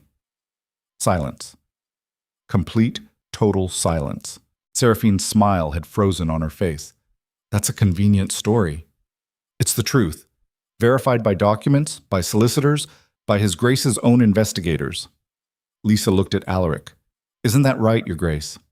"Every word," Alaric confirmed. "I have the full file if anyone would like to review it." No one spoke. Lysa turned back to Seraphine. "You tried to make me look like a liar, like someone playing games with poverty to manipulate sympathy. But the only person playing games here is you. I was simply bringing relevant information to light. You were trying to destroy me because I'm a threat to you." Lysa took a step closer to the table, ignoring the pain it caused. "And you're right. I am a threat. Because unlike you, I don't need to destroy other people to prove my worth. I just need to survive them." Seraphine's composure cracked. "You arrogant little—" "That's enough." Alaric's voice cut through the tension like a whip. He stood, his presence immediately dominating the room. "Lady Vale, your information was accurate, but your intentions were transparent. Miss Hale's explanation is verified and accepted. This matter is closed." "Your Grace, surely you see that her secretiveness—" "I see someone who was blindsided by a revelation about her father and chose to verify facts before making claims. That's not secretiveness, that's intelligence." His eyes were cold. "Something you might consider employing more often." Seraphine went pale. "Dinner is over," Alaric announced. "You're dismissed." The women filed out quickly, desperate to escape the tension. Seraphine left last, her spine rigid, her hands clenched so tight her knuckles were white. Only Lysa remained, standing alone by her chair, trembling. Alaric waited until the door closed before speaking. "You did well." "I don't feel like I did well. I feel like I barely survived." "That's the same thing in this world." He moved closer. "Seraphine will escalate now. You humiliated her publicly. Again, she won't forgive that. What can she do that's worse than what she's already tried?" Alaric's expression darkened. "Don't ask questions you don't want answered." A chill ran down Lysa's spine. "Alaric." The door burst open. A guard stood there, breathing hard. "Your Grace, there's been an incident in the East Wing. A fire." Alaric's entire body went rigid. "Where?" "The Rose Suite, sir." Lysa's heart stopped. They ran. The trap closed like a steel jaw the moment the documents hit the table. Seraphine's face went through 3 distinct emotions in the span of 2 seconds: shock, calculation, and something close to genuine fear. Around them, the gathered nobles leaned forward in their chairs, hungry for blood now that they smelled it in the water. Alaric didn't raise his voice. He didn't need to. "Would you like to explain how your family's merchant company has been funneling funds through a shell trust registered under your late cousin's name? The same cousin who, conveniently, died 6 months before the trust was established." Seraphine's jaw worked, but no sound came out. Lysa stood beside Alaric's desk, her heart hammering so hard she thought everyone could hear it. This was it. The moment they'd been building toward for 3 days, ever since she'd discovered the irregularity in Seraphine's story about the hidden inheritance. The moment that would either vindicate everything or destroy them both. The Duke's private study had never felt so small. 15 people crammed into a space meant for 5. Seraphine, her father Lord Edmund Vale, her 2 brothers, the magistrate, 3 independent witnesses Alaric had insisted on, 4 remaining candidates including Lady Isadora and Lady Beatrice, and finally Lysa herself, positioned like a piece on a chessboard that had somehow moved from pawn to queen without anyone noticing. Lord Edmund found his voice first. "Your Grace, these allegations are absurd. The trust was established legally through proper channels to protect family assets during uncertain times. By using a dead woman's identity."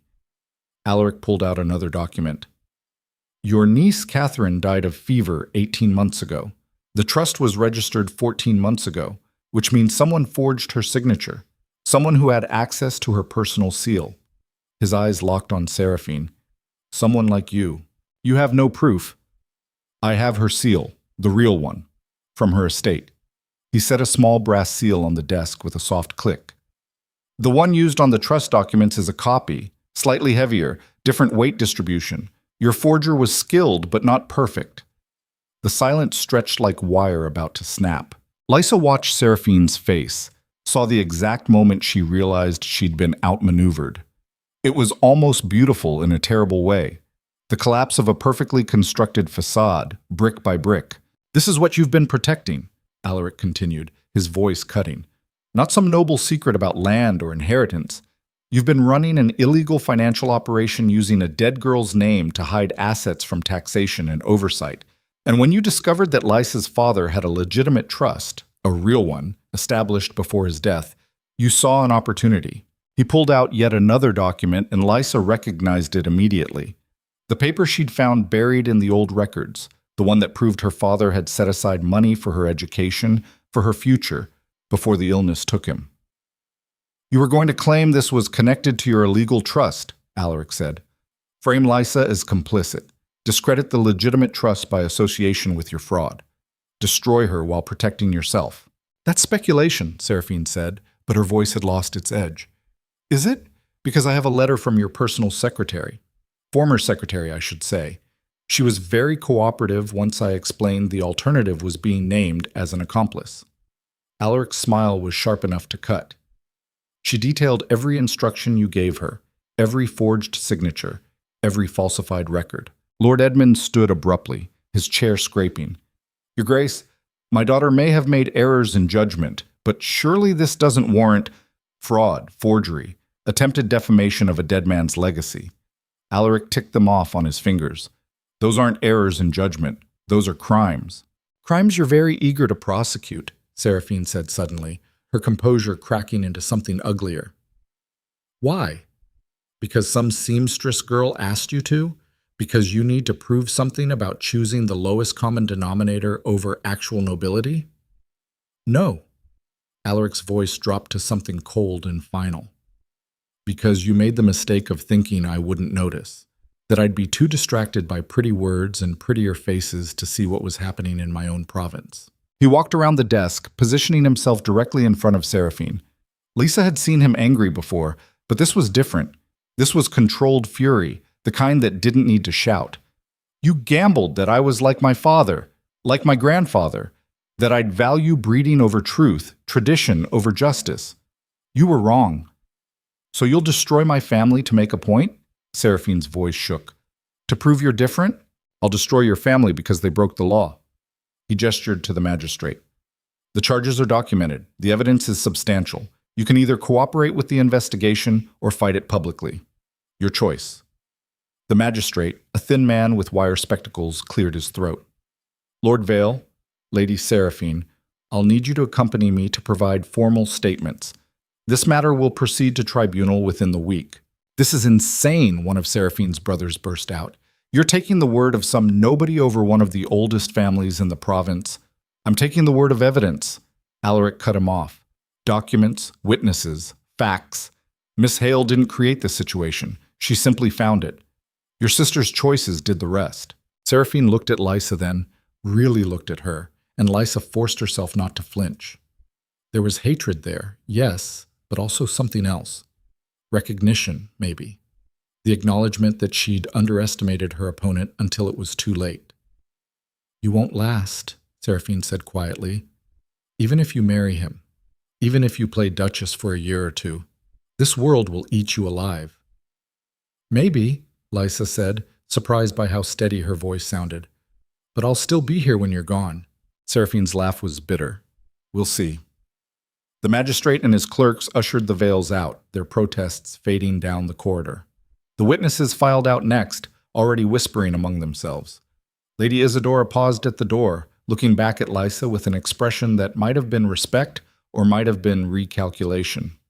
"Well played, Miss Hale," she said simply, and left. Lady Beatrice followed without a word, but her curtsy toward Lysa was deeper than before. Then it was just Lysa and Alaric in the sudden ringing silence. Lysa's legs went weak, and she grabbed the edge of the desk for support. "Is it really over?"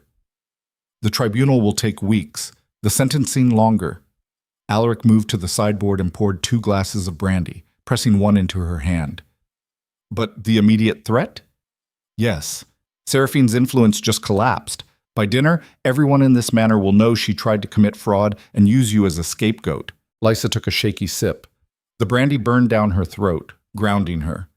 "She was right about one thing. I don't belong here. No one belongs anywhere. We just convince people we do." He drank his own brandy in one swallow. "You convinced me." "Did I?" He looked at her, and something in his expression shifted. Less guarded, more human. "You found the discrepancy in her trust documents when my own auditors missed it. You connected it to your father's legitimate trust before I did. You handed me the weapon I needed to cut out corruption I didn't even know existed." He set down his glass. "Yes, you convinced me." Lysa's throat tightened. "I was terrified the entire time." "I know. I thought I'd make it worse. Thought I'd mess up the timing or say the wrong thing. But you didn't." He moved closer, his voice softening. "You did exactly what needed to be done, even while you were scared. That's not bravery. That's just not having better options. That's the only kind of bravery there is." They stood in the quiet of the study, afternoon light slanting through the windows, and for the first time since Lysa had arrived at Ironvale Manor, she felt like she could breathe fully. A knock at the door broke the moment. "Enter," Alaric called. The steward stepped in, looking apologetic. "Your Grace, there are several matters requiring attention. The tribunal scheduling, the witness depositions, and—" He paused. "Lord Castellan has arrived unexpectedly from the capital. He's requesting an immediate audience." Alaric's jaw tightened. "Of course he is." "Who's Lord Castellan?" Lysa asked. "The king's chief advisor. Which means the king is paying attention to what's happening here." Alaric straightened his coat. "This just became political. Lord Castellan was a man who looked like he'd been carved from expensive marble and left out in the rain too long.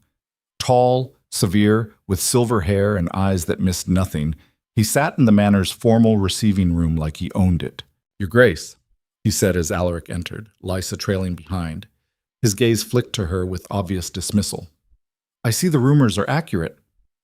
"Lord Castellan, I didn't expect the capital to take interest in provincial marriage selections." "We don't. We take interest in political instability." Castellan gestured to a chair. "Sit. Both of you." It wasn't a request. They sat. Castellan steepled his fingers. "The Vale family has filed a formal complaint with the Crown. They claim you've manufactured charges to eliminate a rival for purely personal reasons, that you're abusing your authority to elevate a commoner over established nobility. The charges are legitimate." "I'm sure they are. The Crown doesn't care." Castellan's tone was flat. "What we care about is that you've destabilized one of the largest merchant families in the southern province during a very delicate trade negotiation with the eastern kingdoms. The Vales control half the shipping routes we need. This tribunal could cost us significantly." Alaric's voice hardened. "Are you suggesting I ignore fraud to preserve trade agreements? I'm suggesting you resolve this quietly. Drop the charges. Allow the Vales to withdraw from the selection with dignity. Move forward with a different candidate, one who doesn't come with political complications." "No." The word hung in the air like a blade. Castellan's eyebrows rose. "I don't think you understand." "I understand perfectly. You want me to trade justice for convenience. to prove that nobility puts families with the right connections above the law. Alaric leaned forward. I won't do it. Then you'll face significant pressure from the capital. The king is not pleased. The king gave me authority over this province. If he wants to revoke it, he can do so publicly. Until then, the charges stand. Castellan's gaze shifted to Lysa, cold and assessing. This is about her, isn't it? You're willing to risk trade agreements, noble alliances, and royal favor for a seamstress's daughter. Lysa felt her face flush, but Alaric spoke before she could. This is about setting a precedent, that fraud has consequences regardless of family name, that my word means something, that I govern based on evidence, not politics. His voice was steel. Miss Hale simply had the courage to bring the evidence to light. That makes her more valuable than a dozen politically convenient marriages. Courage or ambition? Does it matter? Castellan stood, smoothing his robes. You're making a mistake, Thornfield, the kind that ends careers. Then it ends. But it ends with my integrity intact. Integrity doesn't feed provinces. Political capital does. Castellan walked to the door, then paused. You have 1 week before the tribunal. Use it wisely. The crown will remember your choice. He left. Lysa released a breath she didn't know she'd been holding. He's going to destroy you. He's going to try. Because of me. Alaric turned to her, his expression unreadable. No. Because I chose to enforce the law instead of protecting corruption. You were just the catalyst. I don't want to be the reason you lose everything. Stop. He stood, crossing to her. This is bigger than you or me. This is about whether noble families can commit crimes with impunity because of their connections. Whether the law means anything. If I back down now, I'm no different than my father, than my grandfather, than every corrupt duke who came before me. But the cost is worth it. His hand touched her shoulder briefly. Trust me. Lysa wanted to, but trusting people had never worked out well for her. That evening, the remaining candidates gathered in the drawing room for what was supposed to be a casual social hour. It felt more like a wake. 4 women left, Lady Isadora, Lady Beatrice, Lady Helena Marsh, and Lady Cordelia Thorne, plus Lysa, who everyone was starting to realize was the actual frontrunner despite having no qualifications whatsoever. Well, Isadora said into her wine glass, this has been educational. That's one word for it, Beatrice muttered. Helena, a quiet woman who'd barely spoken since arriving, cleared her throat. Miss Hale, may I ask you something? Lysa tensed. Of course. Did you plan this? The exposure of Seraphine, the tribunal, all of it? No, I found some documents that didn't make sense. I showed them to His Grace. You showed them to His Grace instead of using them yourself, Helena said thoughtfully. That's interesting. How so? Because most people in your position would have leveraged the information, blackmail perhaps, or sold it to the highest bidder. You gave it away for free.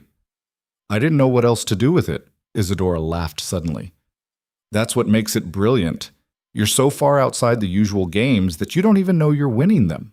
I'm not trying to win anything, which is why you're winning. Beatrice set down her embroidery with a sigh. The rest of us were trained for this, taught to scheme and position ourselves. You're just surviving, and somehow that's more effective. Cordelia, who'd been silent until now, spoke up. Do you love him? The question landed like a stone in still water.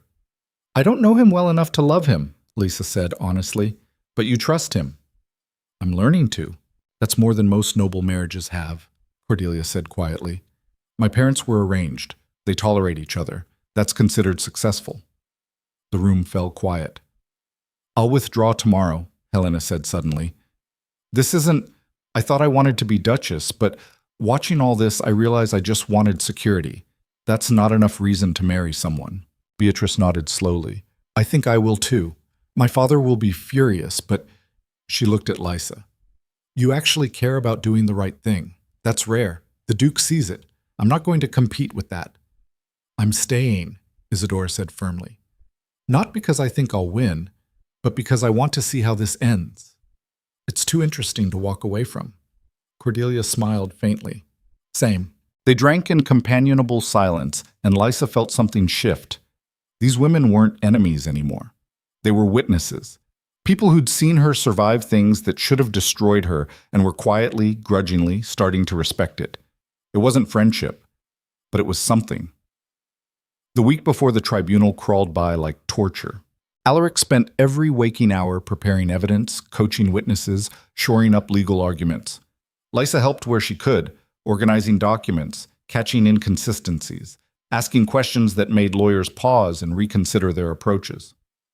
"You have a mind for this," one of the attorneys said after she pointed out a gap in their timeline.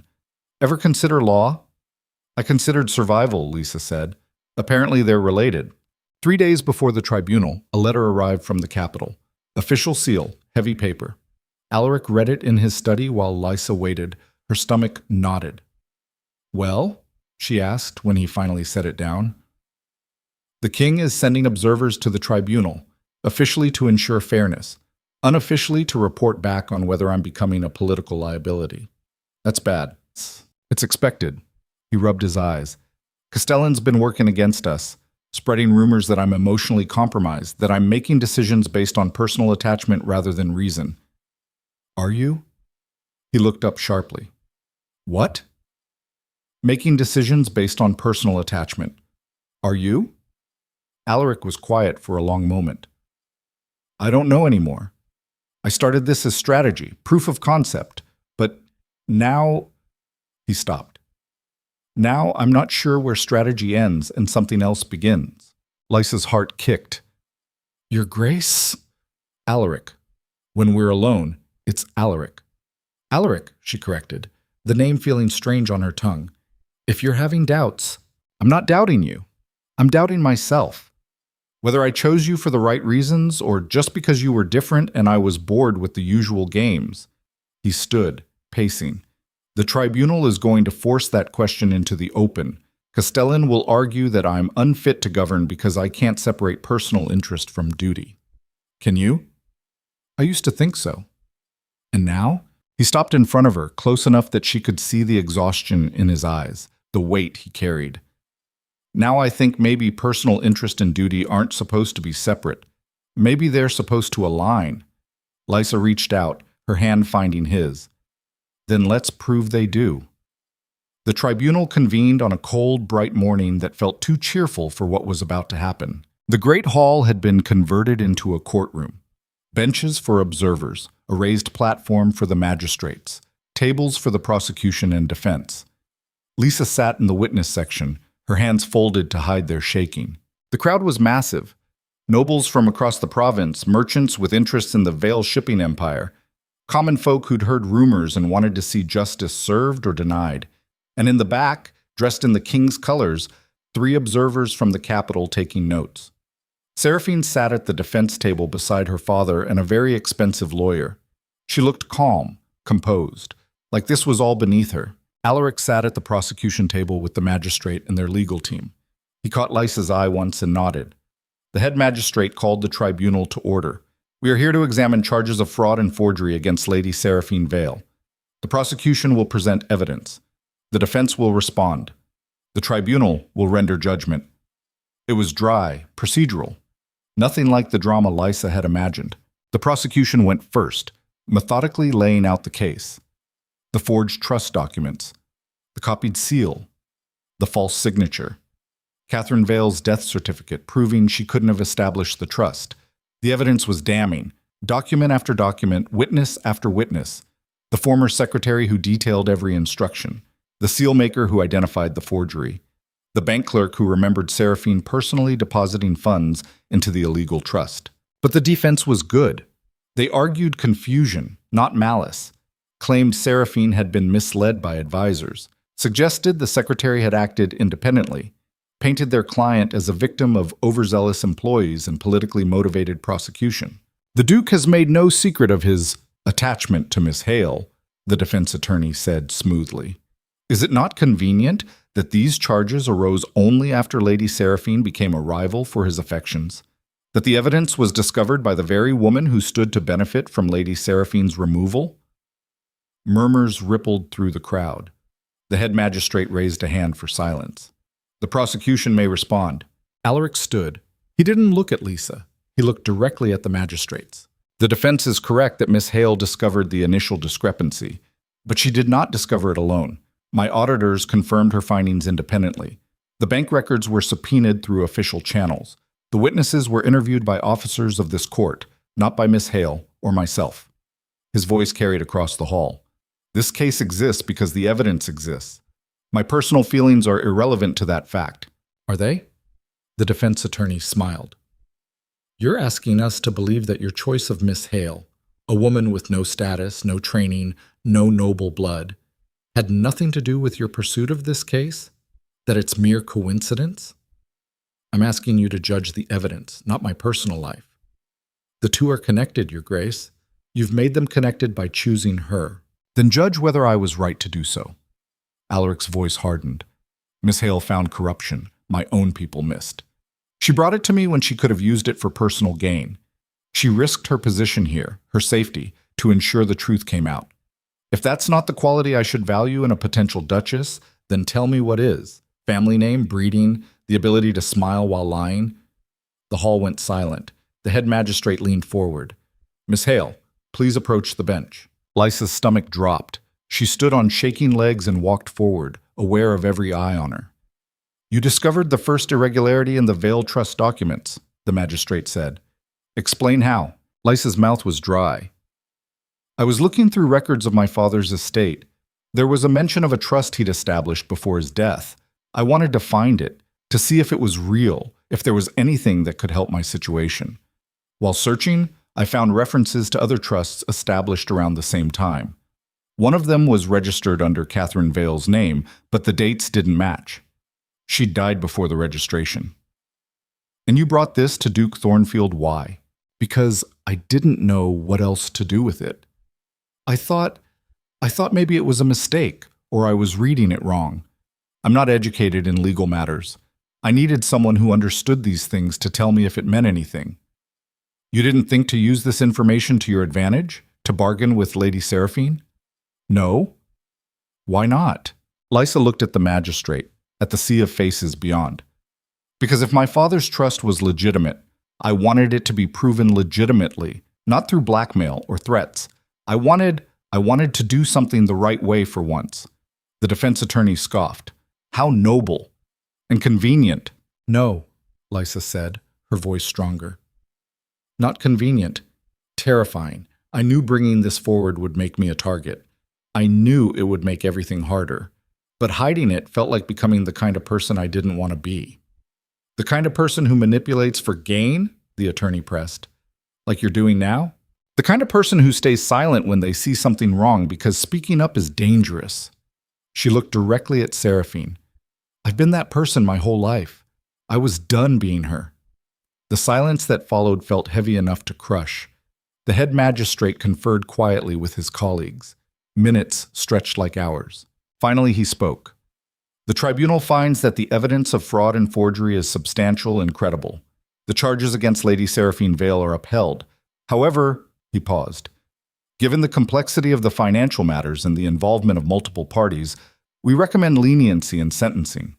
Lady Seraphine will surrender all assets connected to the fraudulent trust, pay restitution to the Crown, and be barred from holding financial authority within her family's businesses for a period of 5 years. Seraphine's face went white. Her father stood, protesting, but the magistrate continued. Furthermore, this tribunal finds no evidence that the prosecution was politically motivated. Duke Thornfield acted within his authority and according to the law. The charges brought by the Vale family against the Duke's conduct are dismissed. The hall erupted. Lysa's knees nearly gave out. Alaric was there somehow, his hand steadying her elbow. Breathe, he said quietly. She did. Barely. The Vales were escorted out by court officials, Seraphine's composure finally cracking into something raw and furious. She looked back once, her eyes finding Lysa's. No words, just a look that promised this wasn't over. Not really, not ever. But it was enough.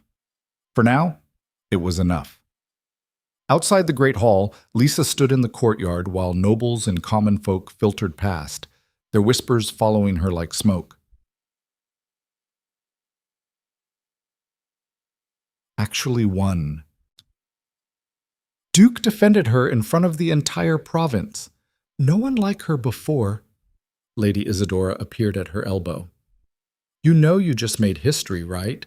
A commoner exposing a noble family and having the Duke back her in tribunal. That's never happened. I didn't mean to make history, I know. You just wanted to survive. Isadora smiled.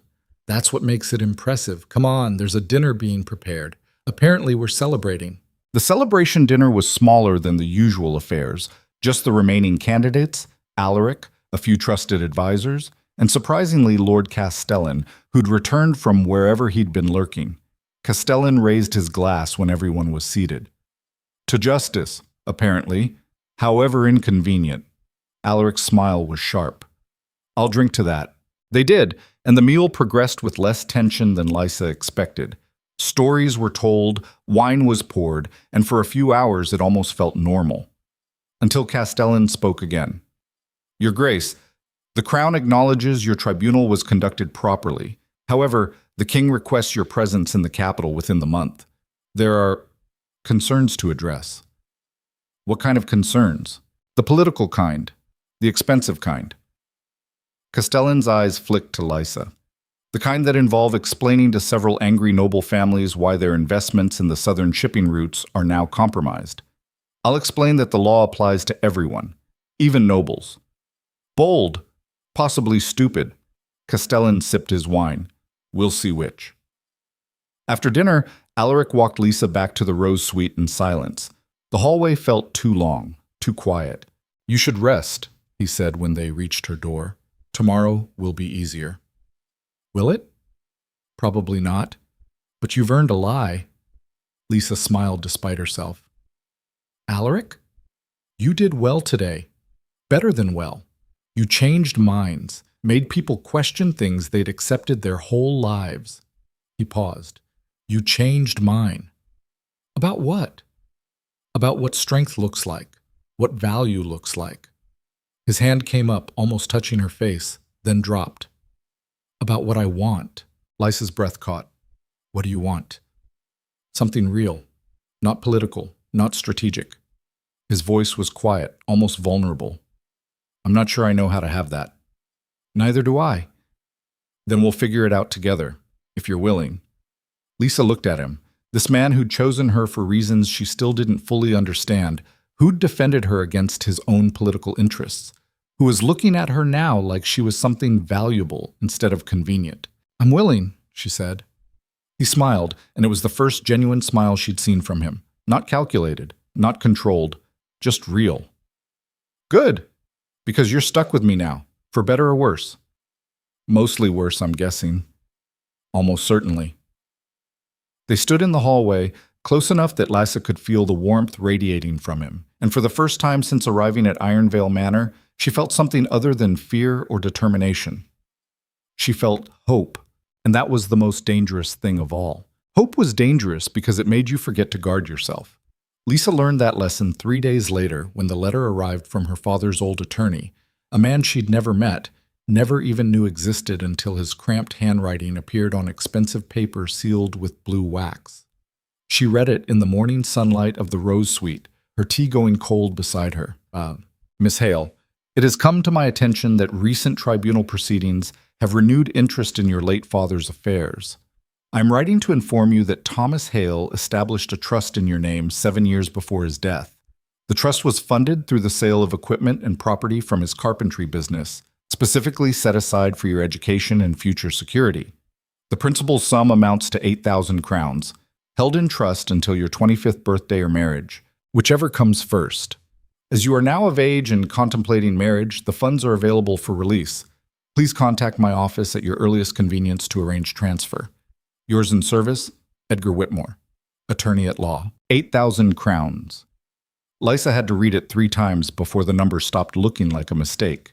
8,000 crowns was more money than she'd seen in her entire life, more than her aunt's debts, more than the dress shop had made in 5 years, enough to live independently for a decade if she was careful, enough to never be dependent on anyone ever again. She was still staring at the letter when someone knocked. "Come in," she called absently. Alaric entered, already dressed for the day in his usual severe black. He stopped when he saw her expression. "What's wrong?" Nothing's wrong. She handed him the letter. I think my father actually loved me. He read it quickly, his eyes scanning the text. When he looked up, something had shifted in his face. This changes things. How? You have options now, real ones. You don't need to stay here, don't need to marry for security. He set the letter down carefully. You're free. The word landed like a stone. Lysa stood, her hands shaking slightly. And if I don't want to be free? If I want to stay? Then you stay because you choose to, not because you have nowhere else to go. His voice was careful, controlled. That matters. It has to matter. Why? Because I need to know you're here for the right reasons, not just survival. He stepped closer. I told you once I wanted someone who wouldn't play games, but keeping you here when you now have the means to leave, that would be me playing games. I won't do that. Lysa's throat tightened. So you're telling me to go? I'm telling you to choose, freely, without pressure. His jaw tightened. Even if you choose to leave. They stood in the morning light, and Lysa felt the weight of actual choice for the first time in her life. Not survival, not fear, just the raw, terrifying freedom to decide her own future. I need time to think, she said finally. Take all the time you need. He left, closing the door softly behind him, and Lysa sat back down with the letter clutched in her hands. 8,000 crowns, freedom, independence, everything she'd ever wanted handed to her on expensive paper. So why did it feel like losing something instead of gaining it? She was still wrestling with the question 2 hours later when Lady Isadora found her in the library, staring at the same page of the same book without reading a word. You look like someone who just inherited a fortune and hates it, Isadora said, settling into the chair across from her. How did you know? The attorney's courier was extremely indiscreet. Half the manor knows you're suddenly wealthy by normal standards. Isadora poured herself tea from the service on the side table. So, are you leaving? I don't know. Most people would know immediately. Either grab the money and run, or stay for the better prize. Isadora studied her. You're not most people, though, are you? I'm just confused. No, you're conflicted. There's a difference. Isadora sipped her tea. You came here as baggage, extra weight your family brought along, and somehow you ended up mattering. Now you have to decide if you matter enough to choose this life, or if you matter enough to choose yourself. Those aren't mutually exclusive, aren't they? Isadora set down her cup. Being Duchess means sacrificing yourself to the role. Constant scrutiny. Political games. Every decision questioned. You'd be choosing that knowing you could walk away and live comfortably on your own terms. That's either incredibly brave or incredibly stupid. Which do you think it is? I think that's for you to decide. Isadora stood. But for what it's worth, I withdrew my candidacy this morning. Told the Duke I appreciated the opportunity, but I'd rather marry for something other than strategy. He seemed relieved. Lysa looked up sharply. Why are you telling me this? Because you should know that some of us are choosing to leave, which makes your choice to stay, if you stay, mean something different. You're not just the last option. You'd be the deliberate one. Isadora smiled slightly. Don't waste that by choosing out of obligation. Choose because you want it, or don't choose at all. She left Lysa alone with her thoughts and cold tea. By evening, Lysa still hadn't decided. She dressed for dinner mechanically, her mind elsewhere. The dining hall felt emptier now, just her, Alaric, Cordelia, who'd also announced her withdrawal, and Lady Beatrice, who was leaving in the morning. Two endings, Beatrice said, raising her glass, and new beginnings for those brave enough. They drank, and the meal passed in quiet conversation that felt like a wake. These women who'd been rivals and threats had somehow become something like friends in the space between competition and surrender. After dinner, Cordelia pulled Lysa aside in the hallway. Can I give you advice you didn't ask for? Everyone else has. Cordelia smiled. Fair, but here it is anyway.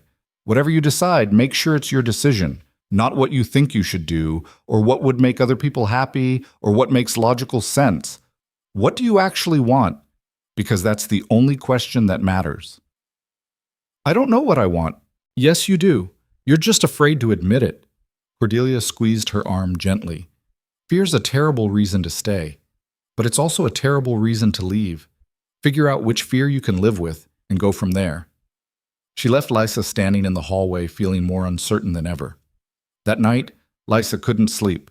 She paced the Rose Suite, her mind spinning. At midnight, she gave up and went looking for the one person who might have answers. She found Alaric in his study, buried in correspondence, a single lamp burning. "You should be sleeping," he said without looking up. "So should you." "I have work." "You always have work." She closed the door behind her. "Can we talk?" He set down his pen and leaned back. "About?" "Why you really chose me. Not the strategic answer, not the political one. The real reason." His eyes searched her face. "Why does it matter?" "Because I need to know if I'm choosing a person or a position, if you want me or just what I represent." Her hands clenched. "Because 8,000 crowns means I could leave tomorrow and be fine, never be dependent on anyone again, and I need to know if staying means giving that up for something real or just trading one form of dependence for another." Alaric was quiet for a long moment. Then he stood and walked to the window, his back to her. "When my father died, I was 19, too young, too inexperienced. The nobles circled like sharks, waiting for me to fail so they could carve up the duchy between them." His voice was low, controlled. "I learned fast that showing weakness meant death. So I became what they expected, cold, calculating, untouchable. It worked. I held the duchy, built it into something stronger, but somewhere in all that, I forgot how to be anything else." He turned to face her. "Then you showed up, hiding in corners, terrified, completely unsuited for any of this. And when I chose you, everyone thought I'd lost my mind, including me." His mouth quirked. "But you did something no one else did. You told me the truth, not what you thought I wanted to hear, not what would benefit you, just the truth, even when it hurt, even when it was terrifying. That's not special. That's just not knowing how to lie well. It's rare. And it mattered." He moved closer. "I chose you because you reminded me that being strong doesn't mean being invulnerable, that intelligence doesn't require formal training, that courage looks like being scared and doing it anyway." He stopped in front of her. "I chose you because you made me want to be better than the role I'd built for myself. And I haven't wanted anything that wasn't strategic in over a decade." Lisa's breath caught. "And now? Now I'm terrified you'll choose to leave. And I'll have to let you because forcing you to stay would make me exactly like my father, like my grandfather, like everyone I swore I'd never become." His voice dropped. "So I'm asking you to choose me. Not the duchy, not the position. Me. Knowing I'm difficult and political and probably going to drag you into more tribunals and conflicts, choose that. Or don't. But please don't choose out of fear or obligation. I won't live like that." Lysa looked at him. This man who'd been armor and strategy when she met him, who'd somehow become human enough to admit fear, who was asking her to choose him while simultaneously giving her every reason she could walk away. "I'm not good at this," she said quietly, "at knowing what I want. I've spent my whole life just trying to survive, making myself small, invisible." "I know. But I think—" She stopped, gathered her courage. "I think I want to be visible.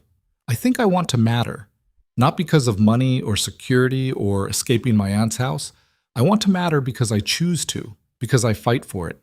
She met his eyes. "And I think I want to do that with you, if you'll have me." "If I'll—" Alaric laughed suddenly, sharp and surprised. "Lysa, I've been yours since you rang that bell at dinner and trusted me enough to follow through. I just didn't know how to say it. You're saying it now. I'm saying it badly. I don't care." He reached for her then, his hands framing her face carefully, like she was something precious. "If you stay, I'll make mistakes. I'll be too cold sometimes, too calculating. I'll make political decisions that hurt you. I'll probably make worse ones. I don't know what I'm doing. We'll learn together." "That sounds terrible." "It probably will be." His thumb traced her cheekbone. "But it'll be real. That's worth something." "Everything," Lysa corrected. "It's worth everything." He kissed her then, soft and careful, and completely unlike the controlled Duke everyone saw. This was Alaric without armor, without strategy, Just a man who'd forgotten how to want something and was remembering. Lysa kissed him back and felt hope flare bright and dangerous in her chest. When they finally broke apart, both breathing hard, Alaric rested his forehead against hers. "So you're staying?" "I'm staying. Even though it'll be difficult." "Especially because it'll be difficult," she smiled. "I'm done with easy and invisible. I want complicated and seen. You'll get both, I promise." They stood in his study until the lamp burned low, talking about plans and fears and everything they'd been too scared to say before. And for the first time since arriving at Ironvale Manor, Lysa felt like she was exactly where she belonged. The next morning brought a surprise Lysa wasn't prepared for. Lord Castellan returned with an official envoy from the capital and a document bearing the king's seal. They gathered in the Great Hall, the same space that had hosted the tribunal. Alaric stood at the front with Lysa beside him, her hand tucked into his elbow for courage she was still learning to fake. Castellan unrolled the document with unnecessary ceremony. By order of His Majesty the King, Duke Alaric Thornfield is hereby commended for his handling of the Vale Tribunal. The Crown acknowledges that justice was served according to law and precedent. Castellan's voice was flat, like reading someone else's victory announcement pained him. Furthermore, the King recognizes Miss Lysa Hale's contribution to uncovering fraud and corruption within the province's merchant systems. Murmurs rippled through the assembled nobles. In light of these services and pending the Duke's formal petition, the Crown grants Miss Hale a courtesy title of Lady, effective immediately, in recognition of her service to the realm. The hall went silent. Lysa felt her knees go weak. "I don't understand." "It's a symbolic title," Castellan explained, his tone suggesting he thought it was absurd. "No lands, no inheritance rights, but it makes you legally eligible for noble marriage without requiring special dispensation. The king prefers to avoid complications." "The king prefers to save face," Alaric said quietly. "Can't have people saying he opposed a commoner's rise after she proved instrumental in catching criminals he missed." "Political expedience has its uses," Castellan said coolly. He rolled up the document. "Congratulations, Lady Hale. You've officially become acceptable." He left, taking his envoy with him. The moment the doors closed, the hall erupted. Nobles who'd ignored Lysa for weeks suddenly wanted to congratulate her.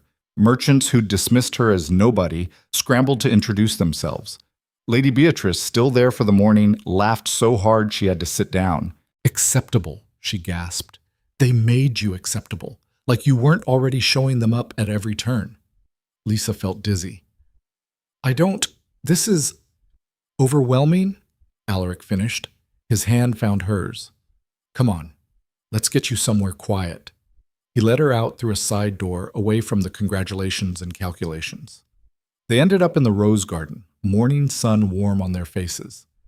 "Lady Hale," Alaric said, testing the title. "It suits you." "It's ridiculous. I'm still the same person I was yesterday." "No, you're not. Yesterday you were the seamstress's daughter who survived against odds. Today you're the woman who changed how this province thinks about power and worth." He turned to face her. "That's not ridiculous. That's revolutionary." "I didn't mean to start a revolution." "The best ones never do." Lysa looked out at the roses climbing their trellises, wild and beautiful, and somehow thriving in soil that should have killed them. "What happens now?" "Now we formalize the engagement, plan the wedding, deal with whatever political fallout comes from the capital." Alaric smiled slightly. "The usual duchy management, except now I have someone who'll tell me when I'm being an ass." "That's going to be a full-time job." "I know. That's why I need you." They stood in the garden, and Lysa felt the weight of everything she'd survived, everything she'd chosen, settle into something that felt almost like peace. Almost. Because 3 days later, a carriage arrived bearing Aunt Meredith. Lysa was in the library when the steward found her, his expression apologetic. "Lady Hale, you have a visitor, Mrs. Meredith Hale. She's quite insistent." Lysa's good mood evaporated. "Tell her I'm unavailable." "I did. She claims it's a family emergency." "Everything's an emergency with her." "Should I have her removed?" Lysa was tempted, but curiosity won. "No, I'll see her in the small receiving room and have someone nearby in case I need them." "Of course, my lady." My lady. Lysa still wasn't used to it. Meredith sat in the receiving room like she owned it, her posture perfect, her dress expensive, but her eyes were hard, calculating. Lysa, or should I say Lady Hale? Her smile was cold. Quite the rise you've managed. What do you want, Aunt Meredith? Can I visit my niece? Congratulate her on her good fortune? You tried to destroy me 3 weeks ago. Forgive me if I don't believe in your good intentions. Meredith's smile thinned. I admit, I underestimated you. I thought you'd crack under pressure. Instead, well, here we are. Here we are, Lysa agreed. So what do you really want? Money. What else? Meredith said it so casually, like asking for tea. I still have debts. Portia and Davina still need dowries if they're ever going to marry after the embarrassment you caused. And you have 8,000 crowns sitting in a trust. Family money, technically. My father's money. For me, not for you. Your father wouldn't want his family to suffer. My father died from working himself to death trying to pay off your debts the first time. Lysa cut her off, her voice sharp. He set that money aside for me because he knew you'd try to take it, just like you've taken everything else. Meredith's eyes flashed. I raised you, gave you a home when you had nothing. You used me for free labor and made me feel worthless every single day. That's not raising someone, that's exploitation. I want half, Meredith said flatly. 4,000 crowns. That's fair considering what I spent on your upkeep over the years. No. No? You heard me. No. Not 4,000. Not 1 crown. That money is mine and you're never touching it. Lysa stood, feeling power in the gesture. You made me believe I was useless, that I'd never amount to anything. You tried to ruin me to save Portia's chances. And now you show up here thinking I owe you. You ungrateful. Leave. Lysa's voice was ice. Leave Ironvale. Leave this province. And if you ever contact me again, I'll have the Duke's magistrate investigate every debt you've claimed, every deal you've made. I guarantee they'll find something worth prosecuting. Do you understand me? Meredith stood, shaking with fury. You think you're so powerful now, but you're still that scared little girl. This won't last. He'll see what you really are. He already knows what I am. That's why he chose me. Lysa walked to the door and opened it. Goodbye, Aunt Meredith. Don't come back. Meredith swept out, her dignity barely intact. The moment she was gone, Lysa's legs went weak and she had to grab the doorframe for support. The steward appeared. Are you well, my lady? I'm fine. Better than fine, actually. Just make sure she leaves the grounds immediately. With pleasure. Lysa walked back to her rooms on shaking legs, her heart racing. She'd done it. Stood up to the woman who'd controlled her entire life and won. It should have felt triumphant. Instead, it felt sad, like cutting off a diseased limb, necessary but painful. Alaric found her an hour later sitting by her window. I heard your aunt visited. News travels fast. The steward may have mentioned she left in a rage. He sat beside her. Are you all right? I don't know. I told her to leave and never come back. Cut her off completely. Do you regret it? Lysa thought about it honestly. No, but it's strange. She was terrible to me, but she was also the only family I had. Now I have nothing. You have me. That's not the same. No, Alaric agreed. It's better. Because you chose it. Family you're born into is chance. Family you build is intention. Lysa leaned against him, drawing strength from his solid presence. When did you get so wise? I'm not wise. I've just survived long enough to sound like I am. His arm came around her shoulders. For what it's worth, I'm proud of you. Standing up to her took courage. I was terrified. Courage is being terrified and doing it anyway. You taught me that. They sat in comfortable silence until Lysa felt steady again. The wedding was planned for the first day of autumn, giving them 3 months to prepare. 3 months that flew past in a blur of fittings and negotiations and learning how to be a duchess before actually becoming one. Lysa studied protocol until her eyes crossed, practiced dancing until her feet ached, learned which fork went where and how to navigate political conversations without accidentally starting wars. It was exhausting and overwhelming, and sometimes she wanted to scream. But Alaric was there, teaching her what he could, protecting her when he couldn't, and reminding her that perfection wasn't the goal, Survival was. "You're going to make mistakes," he told her one evening after she'd used the wrong form of address with a visiting countess and nearly caused a diplomatic incident. "Everyone does. The trick is making them look intentional." "That's terrible advice." "It's worked for me so far." The wedding day arrived bright and clear, the kind of perfect autumn morning that felt like a blessing. Lysa stood in the rose suite, her suite now, really hers, and looked at herself in the mirror. The dress was cream silk with delicate embroidery at the hem and sleeves. Simple compared to what some noble brides wore, but Lysa had insisted. She wasn't trying to look like someone else. She was trying to look like herself, just elevated. A knock at the door, and Lady Beatrice entered carrying a small box. "I know I'm not technically supposed to be here, but I couldn't miss this." "You came back?" "Obviously. Someone has to make sure you don't trip on your hem walking down the aisle." Beatrice opened the box, revealing a delicate silver comb set with small diamonds. "This was my grandmother's. She was a commoner who married a lord and terrified the entire family into accepting her. I thought you should have it." Lysa's eyes stung. "Beatrice, don't cry. You'll ruin your face."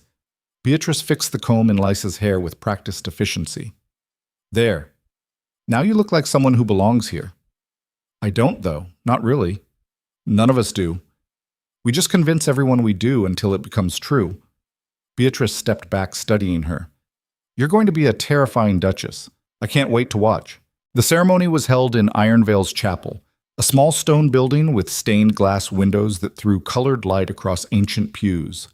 Every noble family in the province attended, along with merchants, craftsmen, and common folk who'd heard about the seamstress's daughter marrying a duke and wanted to witness history. Lysa walked down the aisle alone, no family to give her away, which felt appropriate. She was giving herself away, choosing this. Every step was hers. Alaric stood at the altar in formal black, his face serious until she got close enough to see his eyes. There was warmth there now, something that hadn't existed when they first met. The priest began the ceremony, ancient words about duty and honor and commitment. Lysa barely heard them. She was too focused on Alaric's hand holding hers steady and sure. "Do you, Lysa Hale, take this man?" "I do." "Do you, Alaric Thornfield?" "I do." Simple, definitive. The priest smiled. "Then by the power vested in me and the witness of this gathered assembly, I declare you husband and wife. Your grace, you may kiss your bride." Alaric kissed her like they were alone, like the hundreds of watching eyes didn't exist. When they broke apart, the chapel erupted in applause that felt almost genuine. They walked back down the aisle together, and Lysa saw faces she recognized, Lady Isadora smiling, Cordelia dabbing her eyes, even some of the servants who'd helped her navigate those first terrifying weeks. People who'd watched her transform from invisible to undeniable. The celebration afterward was elaborate, food and music and dancing that lasted until well past midnight. Lysa smiled until her face hurt, danced until her feet screamed, and made polite conversation with people who'd ignored her weeks ago. But the moment she'd been waiting for came later, when the guests had finally left and she and Alaric stood alone on the manor's terrace, looking out at the forests and hills that were now partially hers to protect. "Tired?" Alaric asked. "Exhausted." "Want to stop smiling?" "More than anything." He laughed, and it was the sound of someone who'd forgotten how and was remembering. "Come on, let's go be ourselves somewhere private."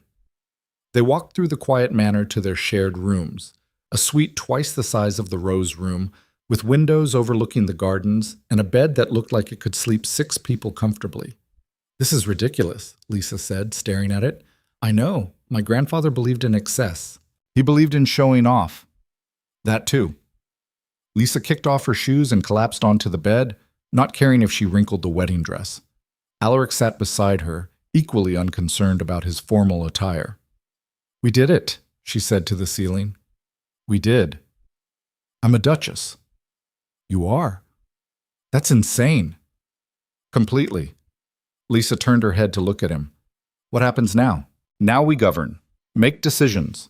Try not to start wars." He met her eyes.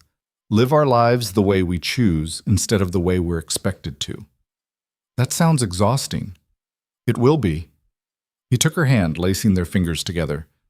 "But we'll do it together. And when it gets too hard, we'll remind each other why we chose this." Why did we choose this? Because ordinary wasn't enough anymore. Because we wanted something real. He squeezed her hand. Because we're both stubborn enough to think we can change things. Can we? I don't know, but I want to try. Lysa rolled onto her side, facing him fully. I was invisible for so long. I forgot what it felt like to matter. You matter now. Because of you. No. His voice was firm. I just made space for you to show what was already there. You mattered all along. People just weren't looking. They're looking now. Let them look. Let them see what I see. Someone who survived impossible odds, who chose courage over comfort, who changed everything just by refusing to stay small. He touched her face gently. You earned this, Lysa. Every bit of it. She kissed him then, long and slow, letting herself believe it. Letting herself accept that maybe, just maybe, she'd become someone worth seeing. Weeks turned to months, and Lysa settled into her role with surprising competence. She still made mistakes, used the wrong precedents at dinner, insulted a visiting dignitary by accident, once nearly started a trade war by mixing up which merchant house had exclusive rights to what product. But she learned, and more importantly, she wasn't afraid to admit when she didn't know something. That honesty, the same quality that had drawn Alaric to her initially, became her greatest strength. People started coming to her with problems. Not because she was the Duchess, but because she actually listened. She helped resolve a property dispute between two farming families using nothing but patience and common sense. She mediated a conflict between the Weavers' Guild and the Dyers' Guild by pointing out they both needed each other to survive. She convinced a group of merchants to pool resources instead of competing, creating a cooperative that tripled their profits. Word spread. The Duchess who'd been a seamstress, the woman who understood what it meant to struggle, the one who didn't just rule from above, but remembered what below felt like. 6 months after the wedding, Lysa sat in her private study reviewing petitions when Alaric entered with an envelope bearing the king's seal. This arrived by royal courier. Lysa's stomach tightened. What now? He opened it, read quickly, and smiled. The king is formally recognizing your efforts to reform the province's trade systems. He's inviting us to the capital for a state dinner in your honor. My honor? Apparently you've impressed some people. The cooperative system you set up is being studied as a model for other provinces. Lysa sat back, stunned. I was just trying to help people not starve. You were trying to make things fair. Turns out that's revolutionary. He set down the letter. We don't have to go if you don't want to. The capital is exhausting. No, we'll go. Lysa stood, decision made. Let them see that someone like me can succeed, that breeding isn't everything, that maybe the system they've built isn't the only one that works. Alaric's smile widened. There's the woman I married, ready to change the world one uncomfortable dinner at a time. Someone has to. They went to the capital a month later, and Lysa navigated the political waters with more grace than she expected. She danced with princes, debated policy with advisors, and charmed nobles who'd initially dismissed her. Not because she pretended to be someone she wasn't, but because she didn't. On their last night in the capital, standing on a balcony overlooking the city lights, Alaric pulled her close. Do you miss it? Being invisible? Lysa thought about it honestly. Sometimes it was safer, quieter. But I'd rather be seen and scared than invisible and suffocating. She leaned into him. I'd rather matter. You always mattered. You just finally have witnesses. They returned to Ironvale to find the province running smoothly in their absence. The reforms Lysa had suggested were working. Trade was up. Disputes were down. People were talking about the Duchess who actually cared. And slowly, carefully, Lysa built something she'd never had before. A family. Not by blood, but by choice. Alaric, who'd gone from strategy to partner. The staff who'd watched her rise and chosen loyalty over skepticism. The people of the province who saw themselves in her story and found hope in it. 1 year after the wedding, Lysa stood in the rose garden, her garden now, carefully tended and expanded, and looked back at everything that had changed. She wasn't the invisible girl anymore. Wasn't the one no one saw. She was Lady Lysa Thornfield, Duchess of Ironvale. A title she'd earned not through birth or manipulation, but through sheer, stubborn refusal to stay in the shadows. She'd survived her family's attempts to destroy her, survived noble schemes and political pressure, survived the weight of becoming someone she'd never imagined she could be. And more than survived, she'd thrived. Penny for your thoughts? Alaric appeared beside her, as he often did when she needed him. Just thinking about how strange life is. A year ago I was carrying sewing supplies and trying not to be noticed. Now I'm giving speeches about economic reform. And doing it well. Most days, she smiled. Some days I still want to hide. Hide then, but come back when you're ready. His arm slipped around her waist. That's what home is for. Home. Lysa tested this word and found it fit. Not the rose suite, not the manor, not even Iron Vale itself. Home was the choice to be visible, to matter, to fight for the life she'd built instead of accepting the one she'd been given. Home was becoming the woman she'd been terrified to be, the one people couldn't ignore. In the garden, roses bloomed wild and beautiful, thriving in soil that should have killed them.